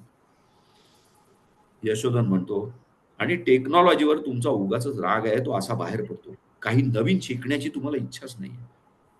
नवीन शिकणं, यशो, तू फारच अपेक्षा ठेवतोस त्यांच्याकडून. अरे, त्या दिवशी मी मानसच्या बर्थडे पार्टीत होते, तर काय झालं माहितीये का तुला? इथे फ्लॅशबॅक आहे. मानसची बर्थडे पार्टी पूर्वी झालेली. मानसची बर्थडे पार्टी चालू आहे. सगळेजण मुलं एकत्र धमाल करतायत. ढिंच्याक संगीत चालू आहे. सगळेजण नाचतायत. कोणी ड्रिंक्स, कोल्ड ड्रिंक घेतायत. कोणाच्या हातात खाण्याचे पदार्थ वगैरे वगैरे. तेवढ्यात एक मैत्रीण दीदीला हलवून जागा करावत असते. ए येडे, तुझा फोन वाजतोय, ऐकू येत नाही का? ओ, मला कळलंच नाही. बघते तर बाबांचा फोन असतो. तोंड वाकडं करते. ती मैत्रीण कोणीच विचारते, कोण? ही हळूच बाबा असं उत्तर देते. बोलत बोलत बाहेर येते. काय हो बाबा, मी मित्राच्या बर्थडे पार्टीत आहे, माहितीये ना, लवकर बोला. कुठे जायचंय आता? हा ठीक आहे, करते मी बुक. ती ओला बुक करायला लागते फोनवर आई बाबांसाठी. तेवढ्यात मैत्रीण बाहेर येते. काय करते तू? चल ना, केक कापायला लागलेत तिकडे. काय करू मी तरी? आई बाबांना एका फंक्शनला जायचंय, मला सांगितलं की ओला बुक कर. शेट. कपडाला हात लावते मैत्रीण. ये लवकर ये, आज जाते. पुन्हा पहिलं दृश्य चालू होते. यशोधन म्हणतो, बघितलं, तुम्ही मोठे आहात म्हणून कवडी मोल वगैरे शब्द वापरला, तसं कधी आम्ही वागतो का? आता तिथे त्या पार्टीत असूनही तिने तुम्हाला हवं म्हणून ती ओला बुक करण्याचं काम केलंच ना तुमच्यासाठी. आई वडील एकमेकांकडे बघतात आणि खजील होतात. आई आई म्हणते, रागात बोलले बाबा, जाऊ दे. वडील पण म्हणतात, आय एम सॉरी. आई म्हणते, पण ते म्हणतात ते खरं आहे की नाही? नवीन टेक्नॉलॉजी आपण वापरायला सुरुवात करायला हवी, त्याशिवाय कळणार नाही. आता त्यांच्यावर किती दिवस अवलंबून राहणार? यशोधन म्हणतो, हा, तेवढं कठीण नाहीये, आणि मदतीला आम्ही दोघं आहोतच ना. मुळात आम्हाला आता काही मतं आहेत, आणि ती तुम्हाला न पटणारी किंवा तुम्ही मानता त्या सो कॉल्ड संस्कृतीत बसणारी असतीलच, असं गृहीत धरणं चुकीचं आहे. दीदी म्हणते, साधं सोपं सुटसुटीत जगावं असं आम्हाला वाटतं. आता गंमत बघा, तुम्ही बंगला तर घेतलात, एवढा खर्च केला, पण तो सजवताना जुन्या गोष्टी टाकून द्या म्हटलं तर उपयोगी पडतील कधीतरी म्हणून इथले सगळे माळे आणि सगळे नवीन वॉर्डरोब भरून ठेवले. गच्चीवर मस्त बाग केले एका बाजूला, तर दुसऱ्या बाजूला जुनं डायनिंग टेबल आणि त्या खुर्च्या डंप करून ठेवल्या, का तर गच्चीत जेवता येईल म्हणून. दुसऱ्या कोपऱ्यात वाया गेलेले ढीगभर इलेक्ट्रॉनिक आयटेम्स रचून ठेवलेत. टाकीवर जुने टायर्स, लोखंडी रॉड, जुन्या जाळ्या, काय वाटेल ते डंप केलंय. सगळ्या घरभर जुने खोके कपडे कधीतरी उपयोगी पडतील, कधी उपयोगी पडतील माहित नाही. सगळ्या खोल्या जुनाट गोष्टींनी भरलेल्या. काही फेकायचंच नाही. का तर कधीतरी उपयोग होईल किंवा त्या वस्तूंबरोबर तुमच्या भावना तरी जोडलेल्या असतात. नॉनसेन्स आहे सगळा. यशो म्हणतो, बरं झालं तूच बोललीस. मी बोललो असतो तर ते काय बाबा नेहमी म्हणतात ना तसे, लहान तोंडी मोठा घास, तसं झालं. आई म्हणते, अरे यार ती प्रत्येक गोष्ट घेताना आम्ही घाम गाळलाय याची कल्पना आहे का तुम्हाला? साधा पंखा सुद्धा घेणं आम्हाला परवडत नव्हतं. रेडिओ घेतला तो सुद्धा आम्हाला एवढा महाग वाटला आणि तो चालवायचा कसा, वेगळी स्टेशन्स बदलायची कशी, हे सुद्धा आम्ही त्या रेडिओवाल्याकडनं शिकून घेतलं. हे सगळं शिकत असताना तो आपल्या हातून बिघडू नये याची भीती, या अशा अवस्थेतून आम्ही वर आलो आणि इथपर्यंत पोहोचलो. तुम्हाला ना सगळं आयतं मिळतंय त्यामुळे त्याची किंमत नाही. उचल वस्तू की दे फेकून, ही चुकीची सवय लागली आहे. यशो म्हणतो, कठीण आहे आई. तुम्ही कुठच्या कंडिशन्स मधून आलात ना, हे आम्ही लहानपणापासून इतक्या वेळा ऐकलंय ना, की ते आम्हाला पाठ आहे. प्रश्न तो नाहीये, आम्ही काय म्हणतोय. ज्या वस्तूंचा आता काही उपयोग राहिला नाहीये, त्या केवळ कशा घेतल्या या आठवणींसाठी त्या वस्तूंशी तुम्ही अटॅच काय राहता? काय गरज आहे का त्याची? वस्तूंबरोबर भावना जोडू नका, हे आमचं तुम्हाला सांगणं आहे. तिचा उपयोग संपला की ती फेकून द्यायची, हे आमच्याकडून शिका. वस्तू म्हणजे माणसं आहेत का? आई-वडील एकमेकांकडे बघतात.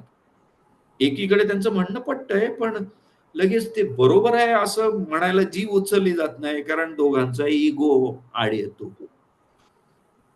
तरी वडील बोलतातच. उपयोग न राहिलेल्या वस्तू फेकून देता असं जर आहे, तर जेमतेम 2-3 वर्षापूर्वी घेतलेला आणि अजूनही चांगला चालू असलेला तो महागडा मोबाईल फोन टाकून नवीन का घेतलास तू? आई म्हणते, "हां, बरोबर बोललात. त्या Samsungच्या फोनला काय झालं होतं? बाबांनी अगदी बरोबर तुझ्या वर्मावर बोट ठेवलंय. आता बोल, काय म्हणणं आहे तुझं?" दीदी म्हणते, "सांगितलं तर तुम्हाला पटणार आहे का? तर सांगते." यशोतीला म्हणतो, "नको, बोलच तू. आजच चान्स मिळालाय. एरवी कधी असं झणझणीत काही घडतच नाही या घरात. सगळ्या गोष्टींचं एकदाच काय ते डिसेक्शन करून टाक." दीदी म्हणते, "पहिली गोष्ट, तो फोन मी फेकला नाही. दुसरा घेतला तेव्हा तो परत करून त्याच्या बदल्यात चांगला डिस्काउंट मिळवला. दुसरी गोष्ट, मला केव्हापासून iPhone घ्यायचा होता. पैसे जमण्याची मी वाट बघत होते. करायचा काय तो महागडा फोन? आहेत पैसे जास्त म्हणून चैनी करायच्या. बाबा, तुम्हाला उगाच ज्यातलं काही कळत नाही ना, निदान त्याबद्दल तरी बोलू नका." दीदी त्याला म्हणते, "थांब. बाबा, कुठलंही गॅजेट उगाचच महाग किंवा स्वस्त नसतं. तशी फीचर्स त्यात असतात. सगळे लोक उधळायला पैसे आहेत म्हणूनच iPhone घेतात, हा तुमचा गैरसमज आहे. काही जण तसं करत असतील. पण तुम्हाला खरं सांगू, एकदा iPhone वापरला ना, की दुसऱ्या फोनकडे हातच जात नाही. काय करू?" वडील म्हणतात, "एकमेकांबरोबर कम्युनिकेशन, मेसेज आणि फार तर तुमचं काय ते मेल चेक करणं वगैरे. आणखी फीचर्स तुम्हाला हवेत कशाला?" आई पण थोड्याशा कुत्सित स्वरात म्हणते, "अहो असं कसं? जास्त जास्त MP का काय तसले कॅमेरे आणि ते घेऊन रस्त्यावर, बागेत, रस्त्यावर, हॉटेलमध्ये जिथे शक्य असेल तिकडे सगळीकडे तोंड वाकडी करायची, पाऊट करायचं आणि सेल्फी काढायची. शेवटी इकडे-तिकडे टाकून सगळीकडनं अंगठे मिळवायचे. हे असले निरुद्योगी माणसांचे धंदे आहेत हे. पैशाचा माज आहे दुसरं काही नाही. नाहीतर काय, नको त्या वयात हे एवढे पगार. अरे मला 10 वर्ष सर्व्हिस झाली तेव्हा 5 आकडी पगार मिळाला. आज इतक्या लहान वयात यांच्या हातात नुसते 50-60 हजाराचे फोन. बाकी हॉटेलिंग, चैनी वेगळ्याच." आता दीदी पुन्हा त्यांना लेक्चर देते. "बाबा, आमचे फोन आम्ही मल्टिपल यूजसाठी वापरतो. छोट्या लेव्हलचा तो कॉम्प्युटर आहे असं समजा. आमच्या रोजच्या कामाच्या अनेक गोष्टी आम्ही फोनवरच करतो, कळलं? आणि बाकी ज्या तुम्हाला चैनी वाटतात ना, ते आजच्या काळात सगळेजण करतात. तुम्ही सुद्धा जर आजच्या काळात जन्माला आला असतात ना, तर हेच केलं असतं." ह्या वाक्यावर मात्र दीदी आणि यशो दोघंही हाय-फाय देतात एकमेकांना. आणि पैशाबद्दल म्हणायचं ना, तर त्या काळात तुमचं कमी पैशात निभावलं. कारण चैन करायला बाहेर काही अवेलेबलच नव्हतं. कोरडे जगलात तुम्ही, कारण इलाजच नव्हता. आत्ताच्या युगात तसं शक्य नाही. तुमच्यापेक्षा आमची पैशाची गरज ही जास्तच राहणार आणि हे मान्य करायला तुम्हाला शिकावंच लागेल. जास्त पैसा कमावणं, तसा प्रयत्न करणं म्हणजे अनैतिक. तुम्ही नेहमी म्हणता तसं साधी राहणी आणि उच्च विचारसरणी वगैरे अशा काळात तुम्ही वावरलात. विचारसरणी उच्च की काय त्याच्याबद्दल मी काही बोलणार नाही. पण साधेपणा तुम्ही सगळ्यांनी अगदी मनापासून जपलात, पण ते आम्हाला शक्य नाही. राईट. आम्हाला ब्रँडेड वस्तू लागतात. का तर त्या चांगल्या असतात आणि आम्हाला परवडतात. आम्ही तसे पैसे मिळवण्यासाठी कष्ट घेतो. आहे त्यात समाधान मानण्याचा जमाना गेला बाबा. आई म्हणते, "हां, एकूण काय आमचं सगळं चुकलंच म्हणायचं." तसं आम्ही म्हटलंय का? त्या त्या काळातली ती संस्कृती असते. तुमच्या वेळची तशी, आमच्या वेळची अशी. हा फरक राहणारच आहे. आता आमच्या पुढच्या पिढ्यांच्या वेळी कशी संस्कृती असेल, हे आपण आज इमॅजिन करू शकतो का? तसंच आहे ते. वडील म्हणतात, "थोडक्यात काय आम्ही जे संस्कार तुमच्यावर करायचा प्रयत्न केला, ते सगळे फुकट गेले. कारण ते तुम्हाला मान्यच नाहीयेत." असं कधी म्हणालो आम्ही? फुकट कसे जातील? दीदी त्याला शांत हो म्हणून खूण करते. 1 मिनिट. आम्ही दोघंही बिघडलोय, असं तुमचं मत आहे का? नाही ना. आम्ही दोघंही नीट शिकलो. आता नीट करिअर करू. तो कॉन्शियसनेस आमच्यात आहे आणि समंजसपणा सुद्धा आहे म्हणून तुमच्याशी एवढं तरी कधीतरी का होईना पण बोलू शकलो ना. हे सगळं कुठून आलं? लहानपणापासून तुम्हालाच पाहतोय. तुमचेच संस्कार कळत-नकळत घेतोय म्हणूनच आलं ना. करेक्ट बोललीस दीदी. हे स्वतंत्र विचारांचे संस्कार आमच्यावर तुम्ही दोघांनी मिळूनच केलेत ना. हां. उद्या असल्या काहीतरी पूजा वगैरे करण्याची तुम्ही आमच्याकडून अपेक्षा ठेवाल तर ते मात्र आम्ही मोडून काढू. वडील म्हणतात, "आम्ही जरी धार्मिक असलो ना तरी अशा गोष्टी आम्ही आजवर कधी केल्या नाहीत आणि पुढेही करणार नाही याची खात्री बाळगा." करेक्ट. याचाच अर्थ असा की तुम्हाला सुद्धा या अशा पूजा पटत नाहीयेत. आई-वडील एकमेकांकडे बघतायत आणि काय बोलणार अशी चुळबुळ सुरू आहे. दीदी म्हणते, "बरोबर बोलला तो. मनातून तुम्हाला हे चुकीचं आहे हे सगळं पटतंय, पण नाही म्हणायला जीभ धजत नाही. का तर जवळचे नातेवाईक. रागावले, रुसून बसले तर हीच नातेवाईकांची बंधनं आम्ही झुगारून देऊन जगायला शिकलो आहोत. तुम्ही सुद्धा गरज नसेल तेव्हा नाही म्हणायला शिका. एव्हाना इतके अनुभव घेतल्यावर कुणाला घाबरून आणि मन मारत जगायचं असेल, तर या मागे गेलेल्या सगळ्या आयुष्याचा उपयोग काय?" थोडा वेळ शांततेत जातो. आई-वडील दोघेही निरुत्तर झालेत, विचारात मग्न आहेत. वडील, शेवटी शांततेचा भंग कुणाला तरी करावाच लागतो. विचारपूर्वक आईला उद्देशून म्हणतात, "ठीक आहे, बघू नंतर काय काय बदल करायचे ते. पण आता काय करायचं? ते दोघं नाही येत आहेत. आपण." आई पण आता हललेली आहे. "मलाही कळत नाही काय करायचं.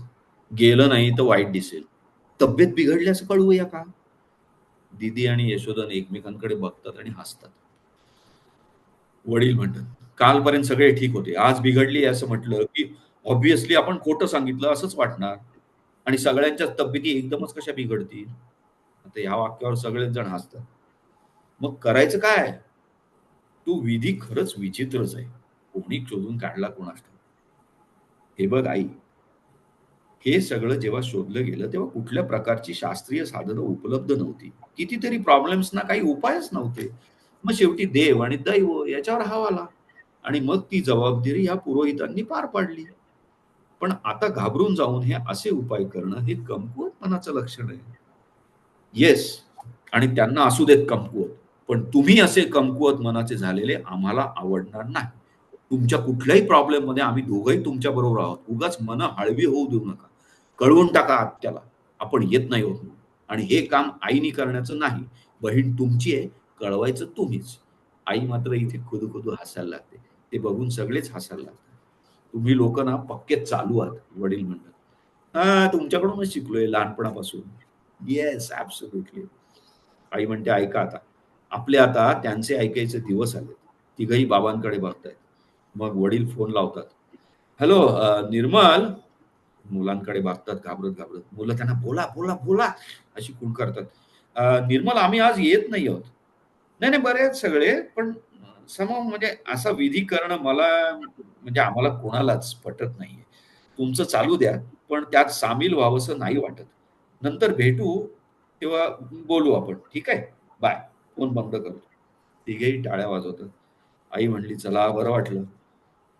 पण आता झालंय असं की सगळेजण तिकडे जाणार म्हणून मी जेवणाची काही सोय नाही केली. आता मग बाबा म्हणतात आज माझ्यातर्फे सगळ्यांना पार्टी. मग दीदी म्हणते प्लीज बाबा आज पिझ्झा खायला जाऊया ना. आई असं तसं म्हणते बाबा आणि पिझ्झा खाणार.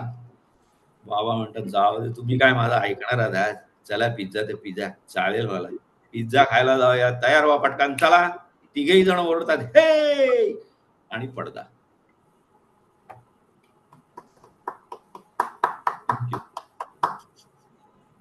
सुंदर. संजय, खूपच आवडली मला ही गोष्ट, अरे खूपच. नाईस.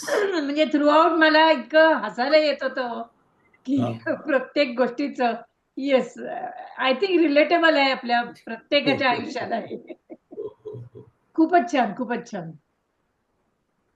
आता सगळ्यांनी अनम्यूट अब्झॉर्बिंग अनम्यूट करा. थँक्यू. आणि हो, संजय, तुम्हाला खूप आनंद वाटला ही कथा आणि एकांकिका दोन्ही, आणि तू म्हणजे अक्षरशः म्हणजे ऍक्टिंग करण्यासारखं सगळं सांगत होता. सुंदर, आणि ते सुंदर. ऍक्टिंग पण आम्हाला सायमल्टेनियसली बघायला मिळालं तुझ्या बघायला मिळालं. कथाकथन आणि Yes. एकांकिका प्रस्तुत करताना. Too good, very good. Very I really good. Appreciate. खूपच छान. थँक्यू.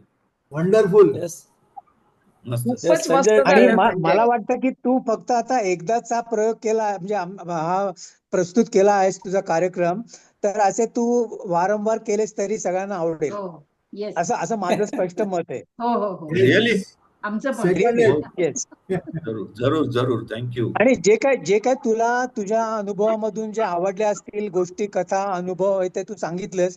हा एक वेगळा लोकांचा म्हणजे एक पार्टिसिपेशनसाठी चांगला अनुभव आहे. आणि एक कथाकथन आणि ह्या ज्या गोष्टी असतात ना त्या सगळ्यांनाच आवडतात, आणि त्याच्यामधून एक थोडा बोध होतो, थोडं मनोरंजन होतं, आणि सगळ्यांनाच ते आवडीचा विषय येतो. प्रत्येक आपलं प्रेझेंटेशन सिरियस असलंच पाहिजे असं काही नाहीये.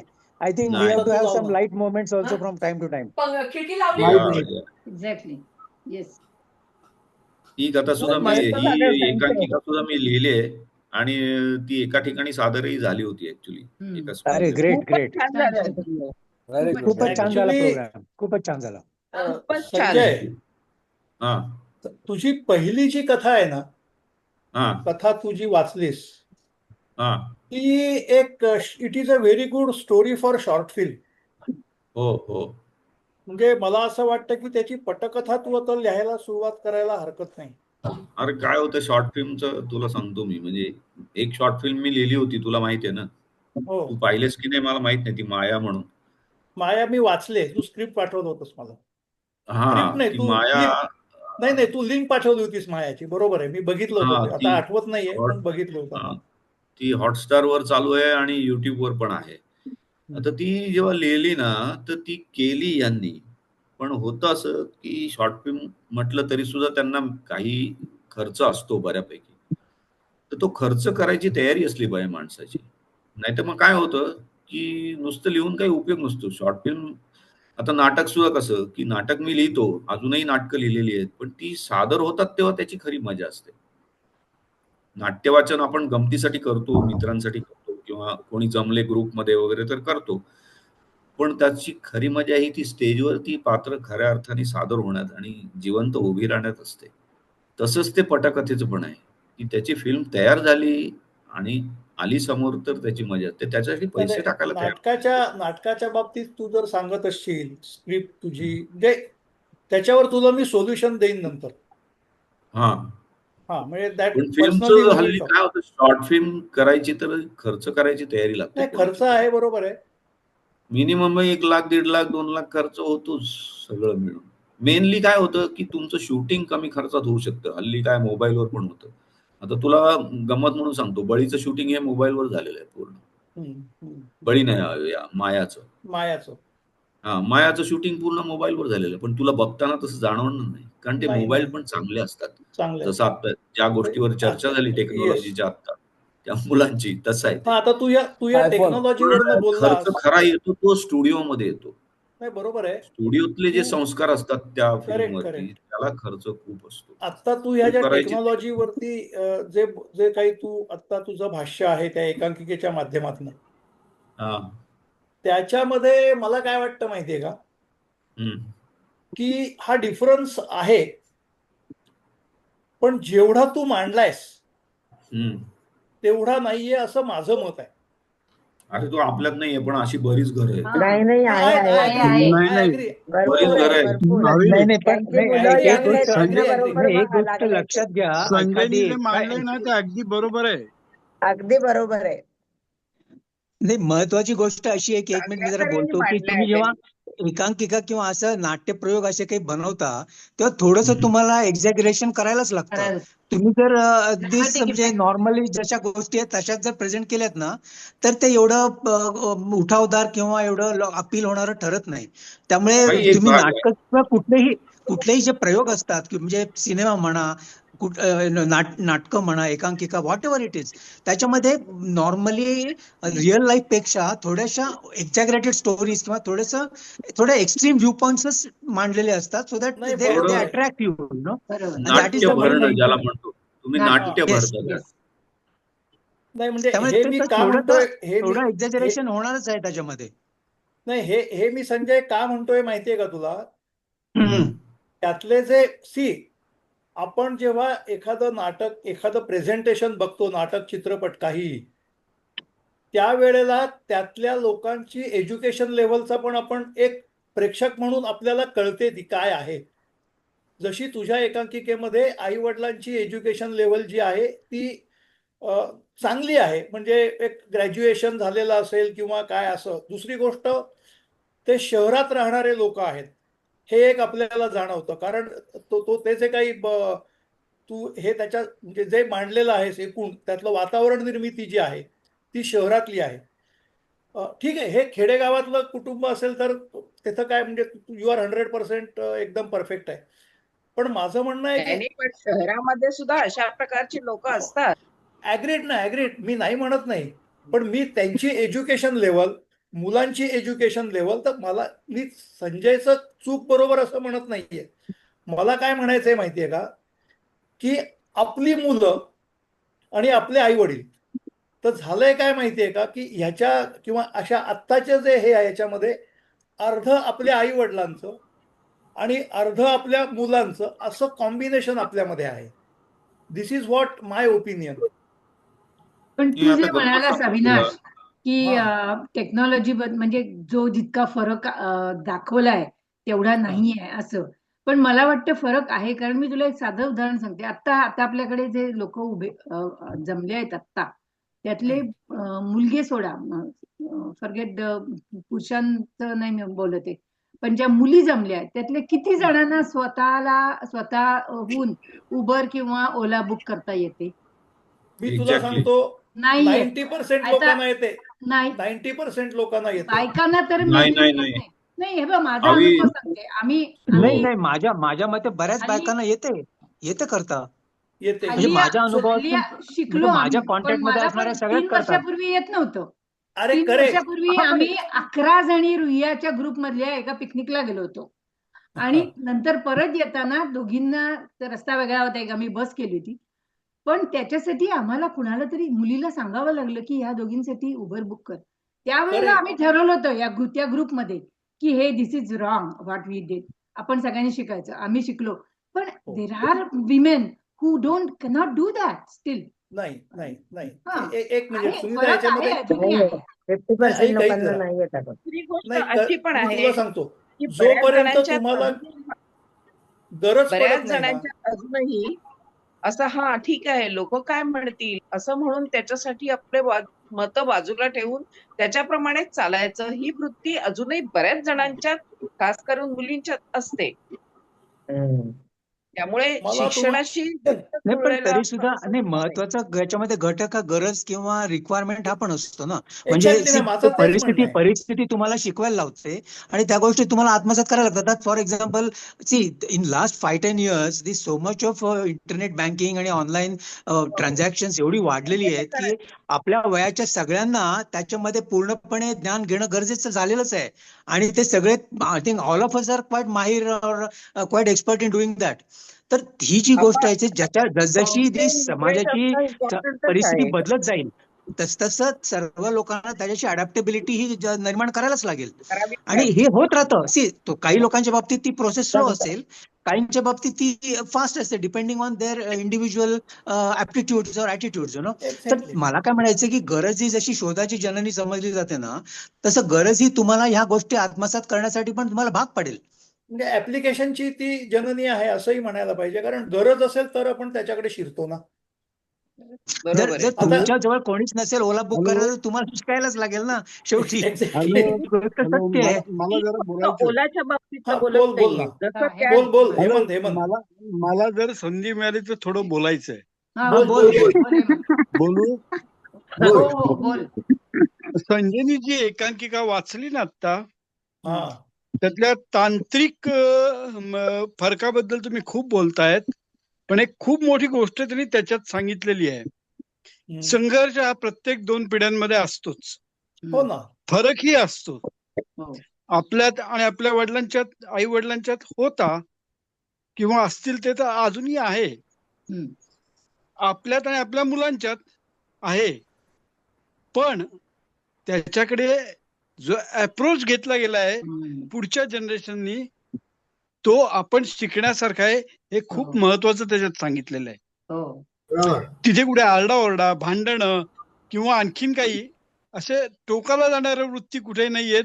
आजकाल मुलांची कन्व्हिन्स करण्याची पॉवर खूप जास्त चांगली आहे आणि ते त्याच्यामध्ये बिलीव्ह करतात. आपल्या आणि त्यांच्या मतामध्ये फरक असेल तर ते भांडत नाहीत, ते त्यांचं मत आपल्याला पटवून देतात. हा एक फार मोठा बदल त्याच्यामध्ये आहे आणि त्याच्याबद्दल कुणी काही बोलत नाहीये. आता बरोबर आहे हेमंत, यू सेड इट. अगदी बरोबर बोललास तू, योग्य बोललास. चांगला पॉइंट आहे. आणि टेक्निकल बद्दल तुम्ही बोलाल तर आज माझी 90 वर्षाची आई गुगल करते, युट्यूब वापरते. काय म्हणजे ते थोडं वेगळं आहे. तिच्या वयाची माणसं करत नाही तेवढं, पण ती करतीये. सो अडॅप्टेबिलिटी ही असते, त्याच्याकरता इच्छा पाहिजे असते. मला असं मेनली जाणवलं ते हे की नेक्स्ट जनरेशनची कन्व्हिन्सिंग पॉवर खूप छान आहे. एक्झॅक्टली. आता हेमंत बोलला ना, असं झालं असेल हेमंत, तुझ्या आता आईच्या असेल की त्यांना असा मुलगा मिळाला जो कन्व्हिन्स करू शकेल तिला. आता हेमंत सांगितलं ना, हेमंताने गंमत बघा, माझा लिहितानाचा अप्रोच एक्झॅक्टली तोच होता. Very good. तो त्यांनी ओळखला. तो काय होता की आज स्थिती अशी आहे की मुलांना लहान म्हणून तुम्ही सोडू नाही शकत, की त्यांना काय कळतंय नाही. उलट त्यांच्याकडून आपल्या पिढीने शिकण्यासारखं खूप आहे. पण ह्या गोष्टीकडे भान नसलेले खूप आपल्या पिढीतले लोक मला दिसतात आणि ते पाहतो मी घराघरांमध्ये जेव्हा, तेव्हा मला वाईट वाटतं की अरे, तुमची मुलं जी माझ्या समोर मला दिसतायत ती तुम्हाला काही चांगलं देऊ इच्छितात, चांगलं शिकवू इच्छितात, पण तुम्ही मुलं म्हणून त्यांच्याकडे बघताय, त्यांना इक्वालिटीच्या लेवलला आणत नाही आहेत. आणि हा तुमचा मोठा प्रॉब्लेम आहे. तो प्रॉब्लेम मांडणं हा यातला माझा महत्वाचा मुद्दा आहे. त्यांनी वेल सेड. येस. कारण आज खरं स्थिती अशी आहे की आपण मागच्या पिढीत झालेलो आहोत. आपण टेक्नॉलॉजीशी जुळवून घेतोय, नो डाऊट, आपल्या पद्धतीने आणि आपल्या परीने जुळवून घेतोय. पण ज्यांचा जन्मच कॉम्प्युटर युगात झालेला आहे, ते टेक्नॉलॉजीमध्ये आपल्या काही योजना पुढे आहेत. तर त्यांच्याकडनं शिकणं याच्यामध्ये काही गैर नाहीये, कमीपणाचं तर नाहीच नाही. हे तुम्ही शिकणं आवश्यक आहे. आपण उलट त्यांना शिव्या देतो, त्यांना बोलतो की हे काय करतायत म्हणून, कशाला त्या लॅपटॉपवर एवढा खर्च करतायत, कशाला ह्याच्यावर खर्च, कशाला त्याच्यावर. पण त्यांना समजून घेऊ शकत नाही, कारण त्यांची टेक्नॉलॉजी त्या गॅजेट मधली हँडल करण्याची जी कपॅसिटी आहे ती आपल्याकडे नाहीये. हे आपण मान्य करायला हवं. आपण शिकतोय, पुढे जातोय, हे चांगलंच आहे, पण त्यांची कपॅसिटी तोपर्यंत आपण शिकेपर्यंत त्याच्या अजून खूप पुढे गेलेली असते. पुढे गेलेली असणार आहे. ते त्यातलं अजून नवीन काहीतरी तुमच्या समोर आणून ठेवतात आणि ठेवू शकतात. हे मान्य करावं लागतं. हो. आणि ओला बिलाचं जे त्याच्यात उदाहरण दिलंय ना, ऍक्च्युअली तुम्हाला सांगतो, मी आजही कितीतरी आपल्या पिढीच्या माझ्या ओळखीच्या येस लोकांना बघतो की त्यांना जायचं असलं की ते मुलांना सांगतात की ओला येस बुक करा. अरे काय होत आता आहे. मला सांग, कारण नाही, त्यांना नाही. ती भीतीच वाटते. म्हणजे भीती संजय. कसली, तो ओलावाला कॅन्सल करतो किंवा तो फोन करतो, मग हे त्याच्याशी बोलायला लागतात, मग त्यांना भीती वाटते. असं काय काय काय वाटेल ते होत राहतं. किंवा हा फसवतोय की काय अशी शंका येते. त्याला पैसे द्यायचे तरी पंचायत वाटते त्यांना. तो जीपे वापरायचा का नाही इथपासून शंका. मग त्यात पैसे किती ठेवायचे. म्हणजे इतके असंख्य प्रश्न घेऊन आपल्या पिढीची माणसं आजही आपल्या मुलांसमोर जात आहेत की त्यांच्या मनात तुमच्याबद्दल ही फिलिंग्स येणं हे अत्यंत स्वाभाविक आहे. नाही, ह्या बाबतीतलं माझं एक वैयक्तिक उदाहरण सांगतो मी. 2015 ते 2020 या कालावधीमध्ये आठवड्याला मला 10 ते 12 वेळेला उबेर बुक करायला लागायची. मी ती व्यवस्थित करायचो. मी ते शिकलो होतो, व्यवस्थित करायचो. 2020 ला मी माझ्या प्रोफेशनमधनं बाहेर पडलो आणि आत्ता एक 3 महिन्यापूर्वी मला ओला बुक करायची होती, तर आय हॅव फॉरगॉटन एव्हरीथिंग. मग मी मुलीला तिच्या मोबाईलवरनं म्हणजे मला येत होतं ते, पण सिक्वेन्स आय हॅव फॉरगॉटन. हो, मी करेक्ट तिला करेक्ट ते करेक्ट. मग मी तिला ते सांगितलं की तू बुक कर. मी तिच्या मोबाईलवर बघितलं ती कशी बुक करते. From next time onwards I have started exactly exactly. तर ही गंमत होते आपली होते. अजूनही. आता सपोज माझ्या हातात एक फोन आहे सध्या जो मी वापरतोय, तो त्या कंपनीचा जो आहे तो बदलून समजा मी नंतर दुसऱ्या कंपनीचा घेतला, म्हणजे लाईक से आयफोन घेतला किंवा अजून कुठचा तरी तो आय प्लस अमकं डमकं तमकं वन प्लस काय असे कुठेतरी घेतले, तर त्यात पुन्हा काय दिलंय आणि ते कसं दिलंय हे मला नव्याने शिकावं लागतंच. हो. त्याशिवाय मी तो वापरू शकत नाही.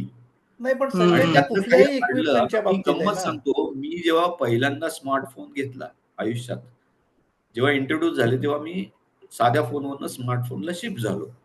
तर स्मार्टफोन जेव्हा पहिल्यांदा घेतला तेव्हा मी मोठ्या उत्साहाने मुलाला विचारायला गेलो, कारण तो स्मार्टफोन ऑलरेडी वापरत होता.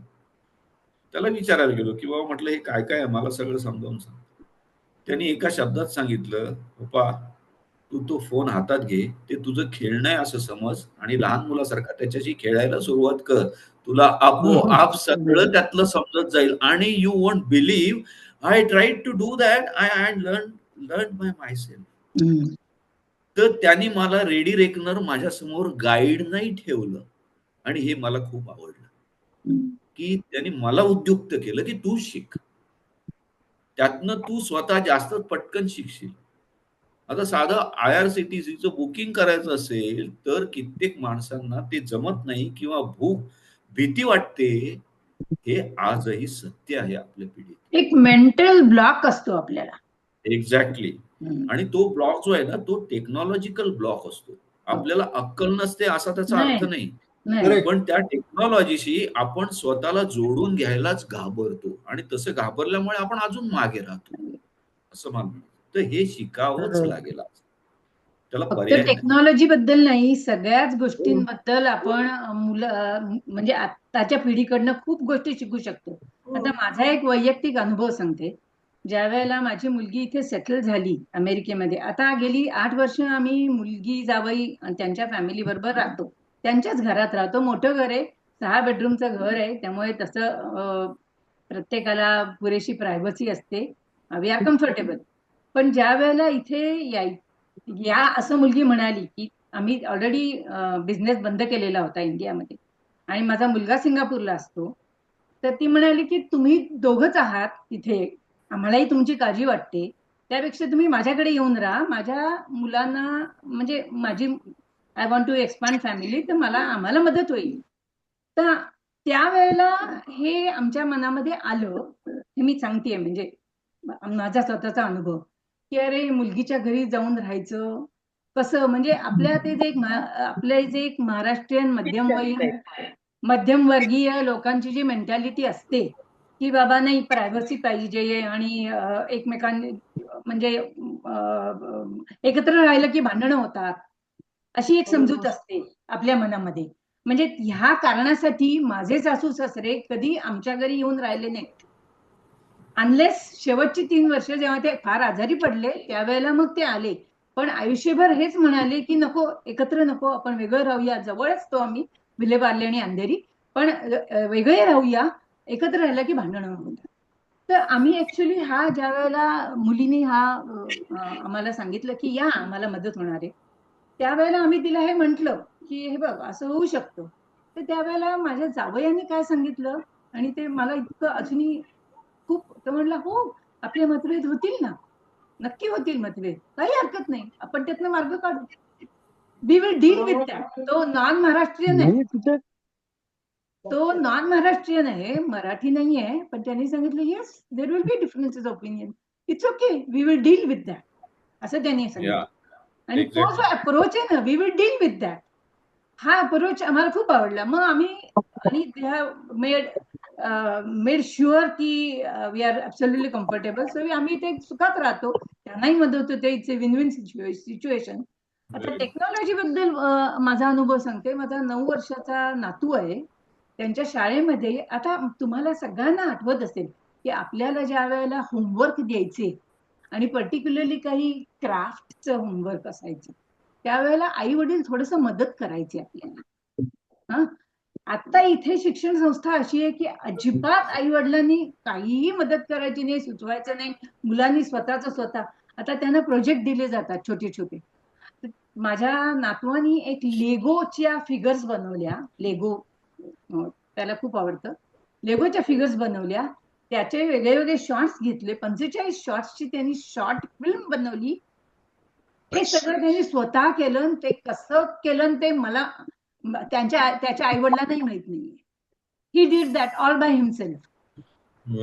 ही जी टेक्नॉलॉजी, जे संजय म्हणाला ना की आत्ताची जी मुलं या टेक्नॉलॉजी जन्मली आली आहे, आपल्या लहानपणी विटीदांडू हे आपण किती सहज करू शकतो ना, तसे हे आता हे सगळी फोन आणि फोनची सगळे ऍप्स ते वापरतात. अनेक गोष्टी तो लॅपटॉप वरती करतो नातू, की जे मी कन्सिव्ह पण नाही करू शकत. कधी कधी मी त्याला विचारते, अरे हे असं झालंय, तो मला हेल्प मदत कर. टेक्नॉलॉजीची. He is only 9 years old.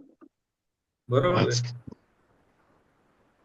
आणि ते इतकं ऑब्झर्व करत असतात. आता माझा नातू तर 3 वर्षाचा आहे, पण मी किंवा माझी मिसेस यांच्या बरोबर असेल तो तिथे बसलेला, तर आम्ही फोनवर काय करतोय, बोट कशी वापरतोय, एवढंच तो बघतो.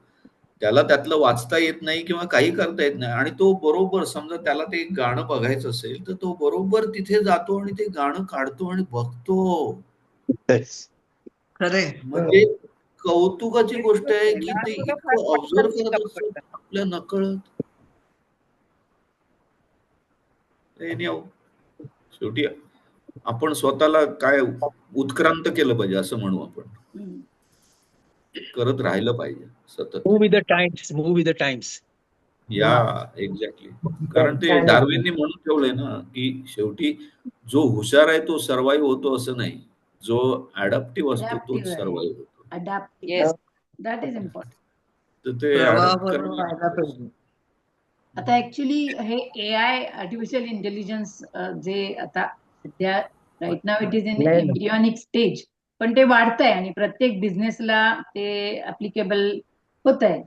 तर लोक म्हणतात की त्याच्यामुळे जॉब्स जातील लोकांचे. ऍक्च्युली असं नाही होत. काय होतं की you need different skill set for the new jobs. म्हणजे जॉब्स असणारच आहे, फक्त तुम्ही स्वतःला जरा अडॅप्ट केलं पाहिजे with the new technology. So तसं. आणि आता काय आहे की टेक्नॉलॉजी इतक्या स्पीडीने वाढते की every few years you have to upgrade yourself, your skills, अशी परिस्थिती आहे. आजच मी वाचलं करण्यात आलं ना, तर तेवढा it is unbelievable. Actually, the Indian Army and Air Force, they put together so much of an integrated system, which connected AI with the military, you know, their armaments and their apparatus, with their own independent GPS. You know, they have a NAVIC is an Indian GPS system. None of that is connected to Google or any other international system. You know. So that is why what the Indian Army was or Air Force was planning to do, nobody in the world could know anything about it. And that is a बरोबर. great thing. And all these DRDOs and all, today there is a massive research going on application of AI into the new armament systems, you know. Yeah. And that is going to be changing the world actually. And particularly in the defense systems, it has tremendous relevance. Yes. बरोबर. मी Correct. आज Google करत असताना एक गोष्ट वाचली की आज आपण जे स्मार्टफोन वापरतो, it is a very smaller version of AI असं म्हणायला हरकत नाही. तर हम्म. नाऊ हे मार्क झुकेरबर्ग वगैरे कोण ही जी सगळी मंडळी आहेत, ते आता ते स्मार्टफोन म्हणजे that instrument will go of, आणि जे काय ती चिप किंवा काय असेल ते असं छोटं होईल, and that will have an interface with our thoughts. म्हणजे आपण म्हणजे असं आता संशोधन चालू आहे. आपण मनामध्ये विचार आणला की घड्याळात किती वाजले, की तुमचं काय ते युनिट असेल त्याच्यावरती ते घड्याळ दिसणार, किती वाजले ते तुम्हाला समजणार, लाईक दॅट. तो म्हण हे ऑलरेडी वापरलं जात आहे. हम्म. हे ऑलरेडी वापरलं जात आहे. नाही आपल्याकडे हा, कॉमन हे कॉमन माणसाकडे आलेलं नाहीये ते अजून. अरे कॉमन माणसासाठी नाही, पण हे वापरलं जात आहे. AI कॅन माझं- रीड अंडर युअर स्किन असं ते म्हणतात. अरे त्यांचं म्हणणं आहे स्मार्टफोनच्या ऐवजी, आता जे आपण स्मार्टफोन वापरतो त्याच्या ऐवजी, असं मी म्हणतोय, असं मी वाचलं आज. अरे सगळं आता स्मार्टफोन थ्रूच जात आहे सगळं. That instrument will not be needed henceforth असं. अरे हो, हे सगळं चालू आहे, खूप वर्षापूर्वी चालू आहे हे. तू नुसतं मनात विचार आण, नुसता मनात विचार आण, तुला आलेलं सजेशन्स बघ. फोनवरती असा व्हिडिओ कॉल करू शकू. Phone was use only for talking. Yes. 25 वर्षापूर्वी phone was use only for talking. Video call असा अवेलेबल होईल हेही आपल्याला तेव्हा माहिती नव्हतं. आणि असं कसं असेल, कसं वाटायचं. जस्ट कॉमन थिंग नाव. 70s नाही 70s नाही 80s मध्ये कधीतरी एक मी सायफाय फिल्म बघितली होती, आणि त्याच्यामध्ये एका रॉकेटमधनं एक माणूस येऊन एका ग्रहावरती लँड होतो. तो काहीतरी काढतो आणि एवढा छोटासा असं एक काहीतरी गोल त्याच्या हातात असतो, आणि तो म्हणजे मदरशिप आणि नंतर त्यांचं जे ओरिजिनल प्लॅनेट होतं त्याच्याशी बोलतो त्या हातातल्या इन्स्ट्रुमेंटनी. This was science fiction 40 years, not even 40 years back. This was maybe 30 minute Sunita, 35 years back. This was a science fiction story film. एक मिनिट 1984 नावाची एक कादंबरी आहे, हो. जॉर्ज ऑरवेलची. Yes, आपल्याला होती ती. हो. Why it is 1984? Because it was published in 1948. हो. Oh, I see. त्याच्यामध्ये जे उल्लेख आहेत की सगळ्या लोकांच्या घरामध्ये एक स्क्रीन असतो आणि त्या स्क्रीनवरती तो बिग ब्रदर येतो. What is that? That is something that was never thought of. Correct. पण टेक्नॉलॉजी एवढी फास्ट बदलतीये ना की त्याचा सगळ्यात म्हणजे विटनेस म्हणून आपल्या पिढीने पाहिलंय की how much it has change from 0 to ते नवीन पिढीचे जन्म ते टेक्नॉलॉजी मध्ये जन्मतात. त्यांनी तो चेंज बघितलाच नाहीये. मॅक्झिमम चेंज आपल्या पिढीने बघितलाय. नाही सर्जिकल फील्ड मध्ये पण असं झालंय. सर्जिकल ह्याच्यामध्ये आता रोबोटिक सर्जरीला एवढा इम्पॉर्टन्स दिला जातोय की जे आधी मोठं इन्सिजन घेऊन मोठी ह्याच्यामध्ये जी surgery, that is almost gone back now. Robotic सर्जरीला एवढा इम्पॉर्टन्स आता दिला जातोय. बरोबर.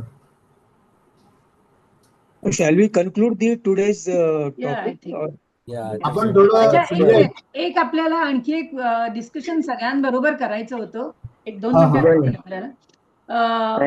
आपण एखाद्या विषयावरती ज्यावेळेला प्रेझेंटेशन होतं त्याच्याबद्दलचं डिस्कशन पुढे महिनाभर ग्रुपवरती म्हणजे व्हॉट्सअप ग्रुपवरती चालू शकत नाही. 2-4 दिवस 8 दिवसांनी ते थंड होतं. मग तो ग्रुप ऍक्टिव्ह होण्यासाठी आपण एक वेगळा काहीतरी विषय सुचवायचा असं ठरलं होतं. एकदा आपण ते भरड धान्य म्हणजे मिलेट सुचवलं, आणि एकदा स्त्री संतांचं साहित्य किंवा चरित्र.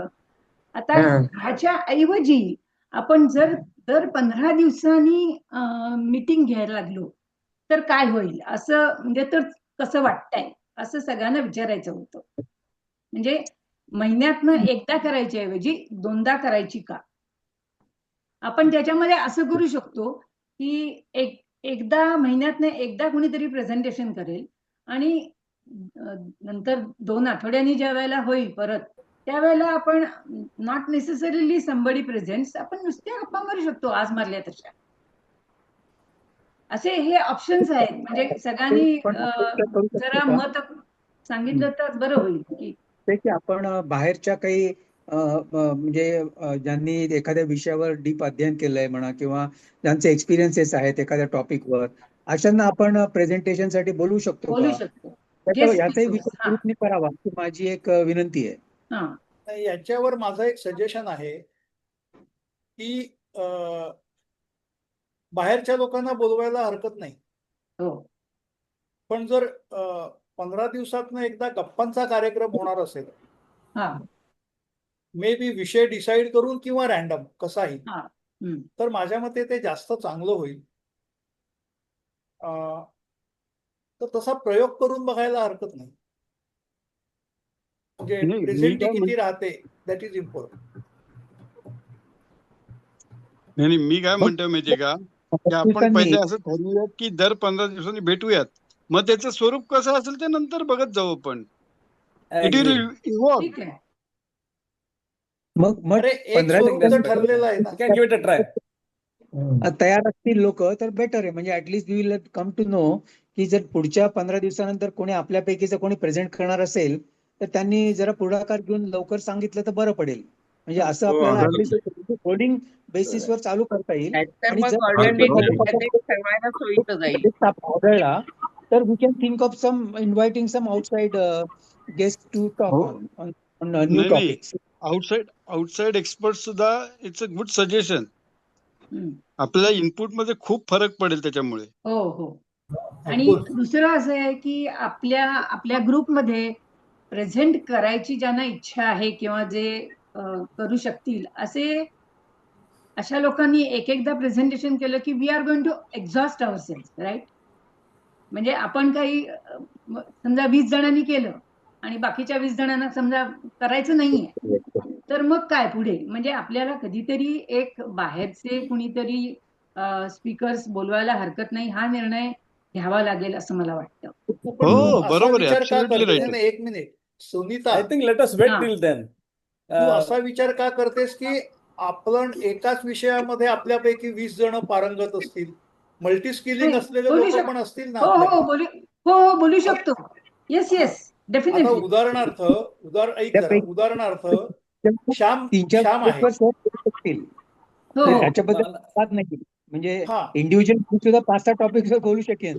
पण काय होतं, माझं तेच म्हणणं आहे ना, 25 व्यक्ती जर बोलत असेल ना तर एक थोडासा ग्रुपमध्ये फटीक पण क्रिएट होऊ शकतो ना. तर तो घ्यायला पाहिजे. पण तो दुसरा जो कोणी, समजा तू एक आता दिलेला आहेस, तुला दुसऱ्या कशावर बोलायचं आहे, तर कोणी नसेल तर त्या वेळेला तू येणार ना. म्हणजे you will come after 15 turns. हो. नाही बरोबर आहे. आपण बोलू शकतो मल्टिपल विषयावरती. मी सुद्धा 3-4 अजून प्रेझेंटेशन करू शकते, मला माहिती आहे. पण बाहेरचे सुद्धा घ्यायला काय हरकत आहे असं. हरकत नाहीये, हरकत अजिबात नाहीये. श्याम बाहेरचं एवढं बाहेरचं ऐकण्याबद्दल माझं काही म्हणणं नाहीये. But then it will take the form of a conference, seminar. It will get formal आणि टोन विल चेंज. बाहेर कसं काय बोलायचं. You might as well watch something on YouTube. There are lots of information available. We don't have to get somebody to talk. All the information we can get it as it is. आपल्याला हे करायचं कारण आपण एकत्र बोलतो आणि आपल्याला त्याच्याबद्दल. So I think that spirit we should keep at least for a while until we get exhausted and feel fatigue. Then that time we can think. We don't have to start now. That's what I feel. श्यामचं मला पटलं. पण कसं आहे, 2 महिन्यानंतर एक विशिष्ट frequency नंतर एक आउटसाईड ठेवायला हरकत नाही. म्हणजे 1-2 महिने म्हणा किंवा लाईक दॅट, नॉट व्हेरी नाही नाही फ्रिक्वेंटली, हरकत नाही. But once in frequency not a problem. हरकत नाही कदाचित. नाही याच्यामध्ये काय माहितीये का, की आपण हा ग्रुप कशासाठी चालवतोय? आपल्या आनंदासाठी चालवतोय का ज्ञानार्जनासाठी चालवतोय? दोन्ही करेक्ट ना. दोन्ही. मग पहिल्यांदा आपल्याकडचं जे आहे ते संपू द्या. ओके. हा, दुसरी गोष्ट काय माहितीये का, माझं स्वतःचं मत असं आहे की आपलं ज्ञानार्जन नाही झालं तरी चालेल, आपल्याला आनंद मिळाला पाहिजे. इंटरॅक्शन होणं महत्वाचं आहे. हा, दॅट इज व्हेरी इम्पॉर्टंट. म्हणूनच सगळे दर्शन द्या रे. तुम्ही व्हिडिओ बंद करू नका. व्हिडिओ बंद करून बसू नका. गप्पा मारताना तरी व्हिडिओ चालू ठेवा ना. येस. माझा रेग्युलर वायफाय आता गेलेला आहे. Data is getting over. I may have to switch off. दुसरं म्हणजे काय वाटतं सगळ्यांना, 15 दिवसांचं आपण ठेवूया म्हणजे न्यू टॉपिक साठी का महिन्यात ठेवूया? नाही, महिन्यातनं एकदा प्रेझेंटेशन आणि पुढच्या 15 दिवसानंतर आपलं फॉर्मल इनफॉर्मल जे काय चर्चा, गप्पा, कट्टा, whatever you have to call, you call it. I think that should be better. त्यातनं आउटपुट काय येतंय ते आधी बघूया ना आपण. सी काय आहे माहितीये का, Let's decide to meet and see how it goes. That's नाही not possible. एक मिनिट 15 दिवसात. ऐक ना, प्रेझेंटेशन देणं ही एक नाही म्हटलं तरी टेक्निकल आणि थोडीशी कला आहे त्याच्यामध्ये. गप्पा मारणं ही सुद्धा एक कला आहे, पण त्याच्यामध्ये मॅक्झिमम पार्टिसिपेशन होऊ शकतं लोकांचं. दिस इज व्हॉट आय फील. इच्छा अशीच आहे की मॅक्झिमम पार्टिसिपेशन व्हायला पाहिजे, व्हावं. बरोबर आहे की नाही? हा.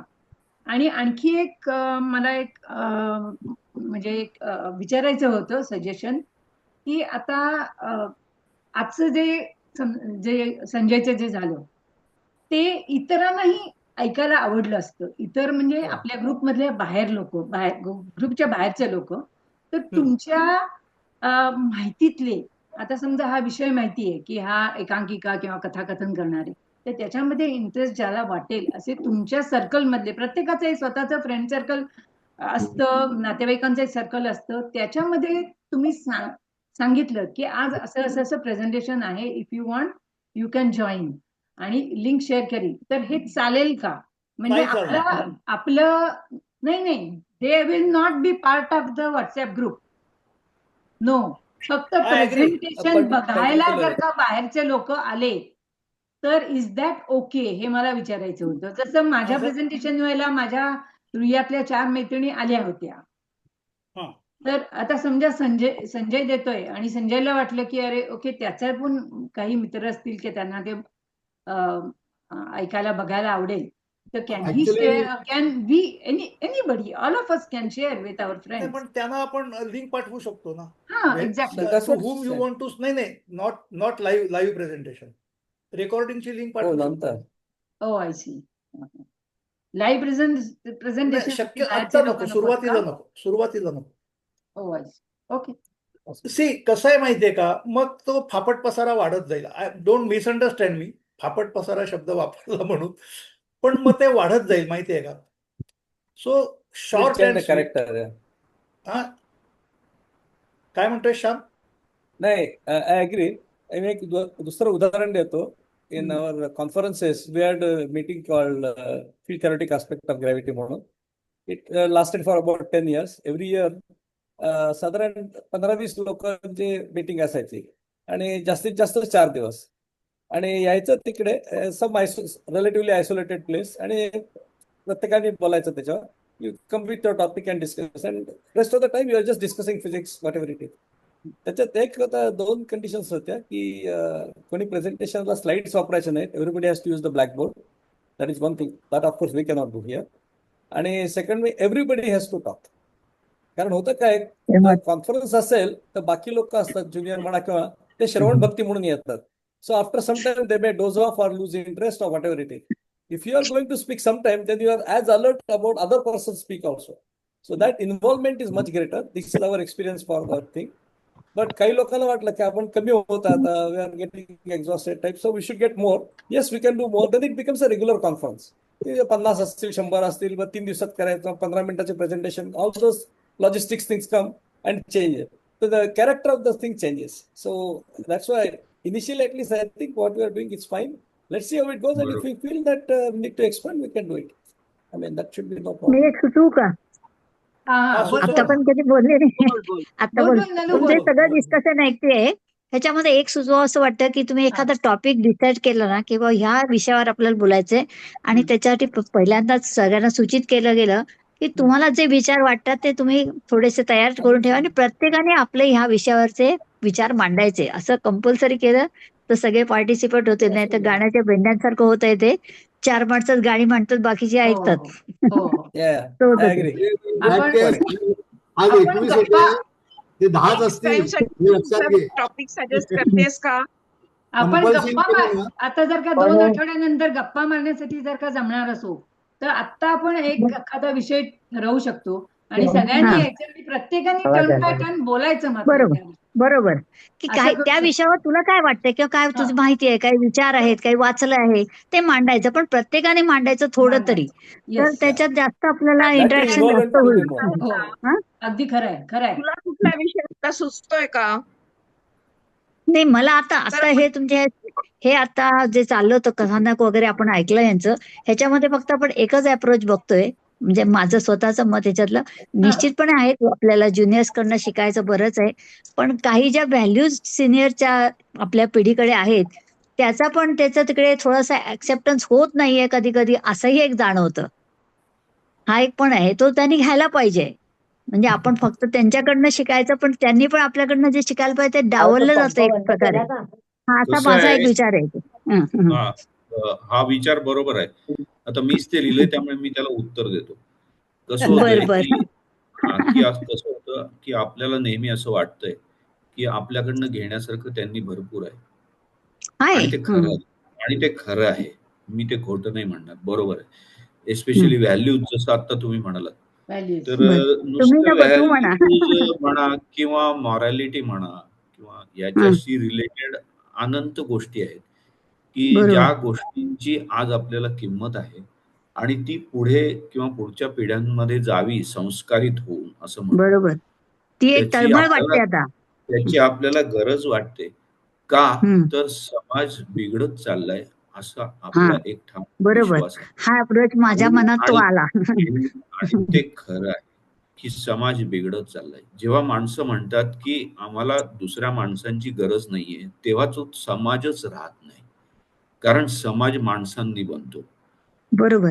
गंमत अशी आहे की वेगवेगळी त्याला कारणं दिली जातात. टेक्नॉलॉजीचं मुख्य कारण दिलं जातं, पण माणूस उत्क्रांत होत नाहीये असं जे म्हटलं जातं की माणसाच्या इथे उत्क्रांती थांबली, त्याच्या पुढे काही झालं नाही. पण तसं नाही. मला असं वाटतं की माणूसच उत्क्रांत त्या दिशेत होतोय आता.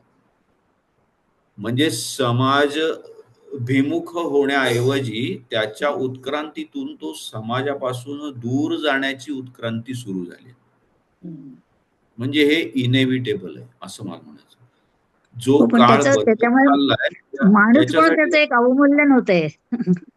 बरोबर आहे. असं पण होतंय आंतरिक स्तरावरचा.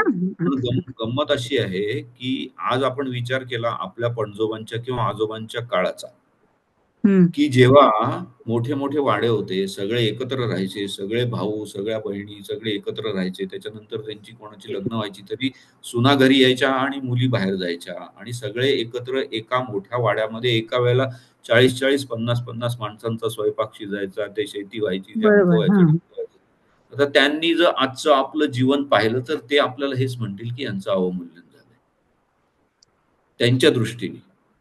आणि तसं पुढे होत जातंय कारण माणूस त्या दिशेत उत्क्रांत होतोय. उत्क्रांती ही होत असते, ती केली जात नाही.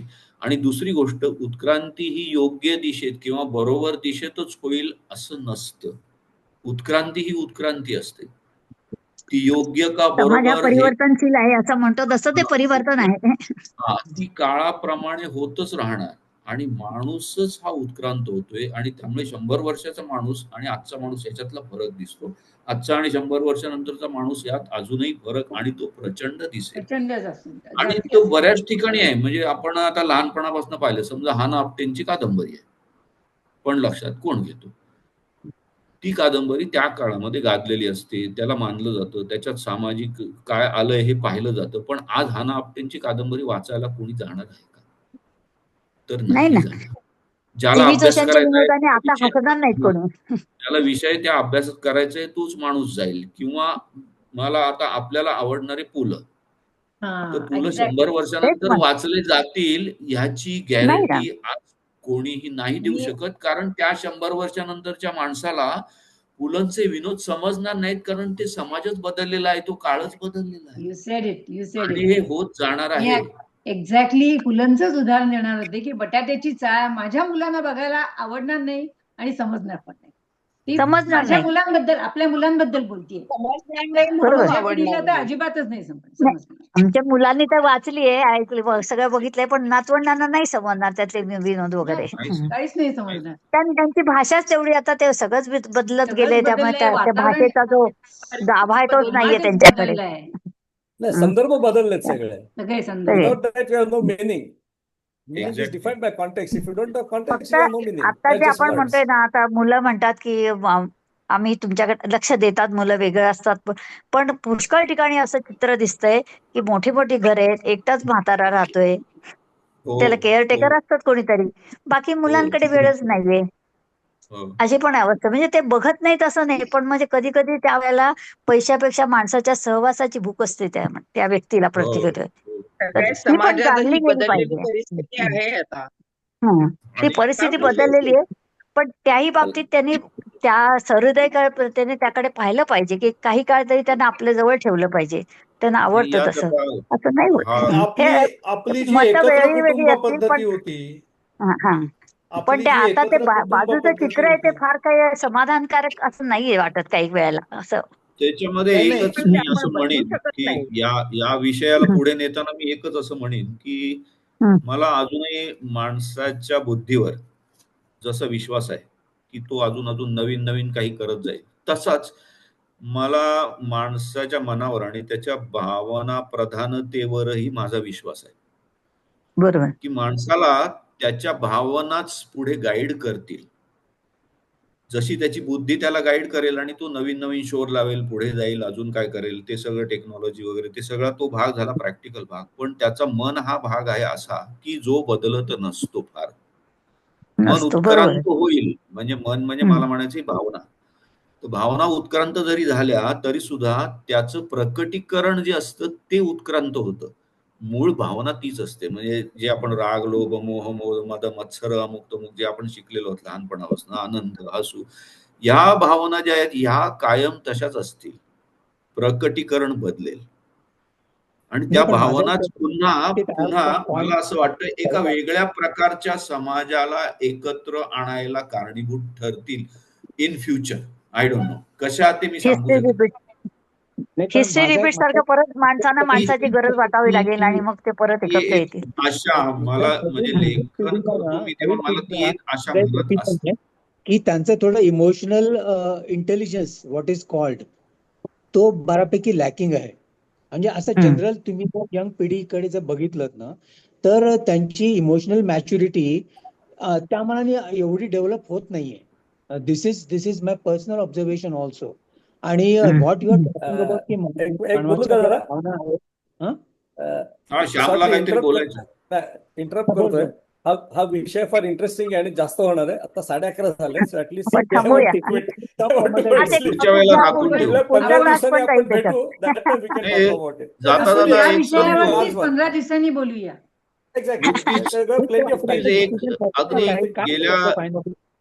गेल्या 10 दिवसात ह्या वयस्क माणसाच्या विषयावरची एक छोटीशी कथा मी लिहिली होती, ती केव्हा तरी वाचीन मी आणि मग त्याच्या रिलेशन मध्ये आपण हा परत चर्चेला घेऊ.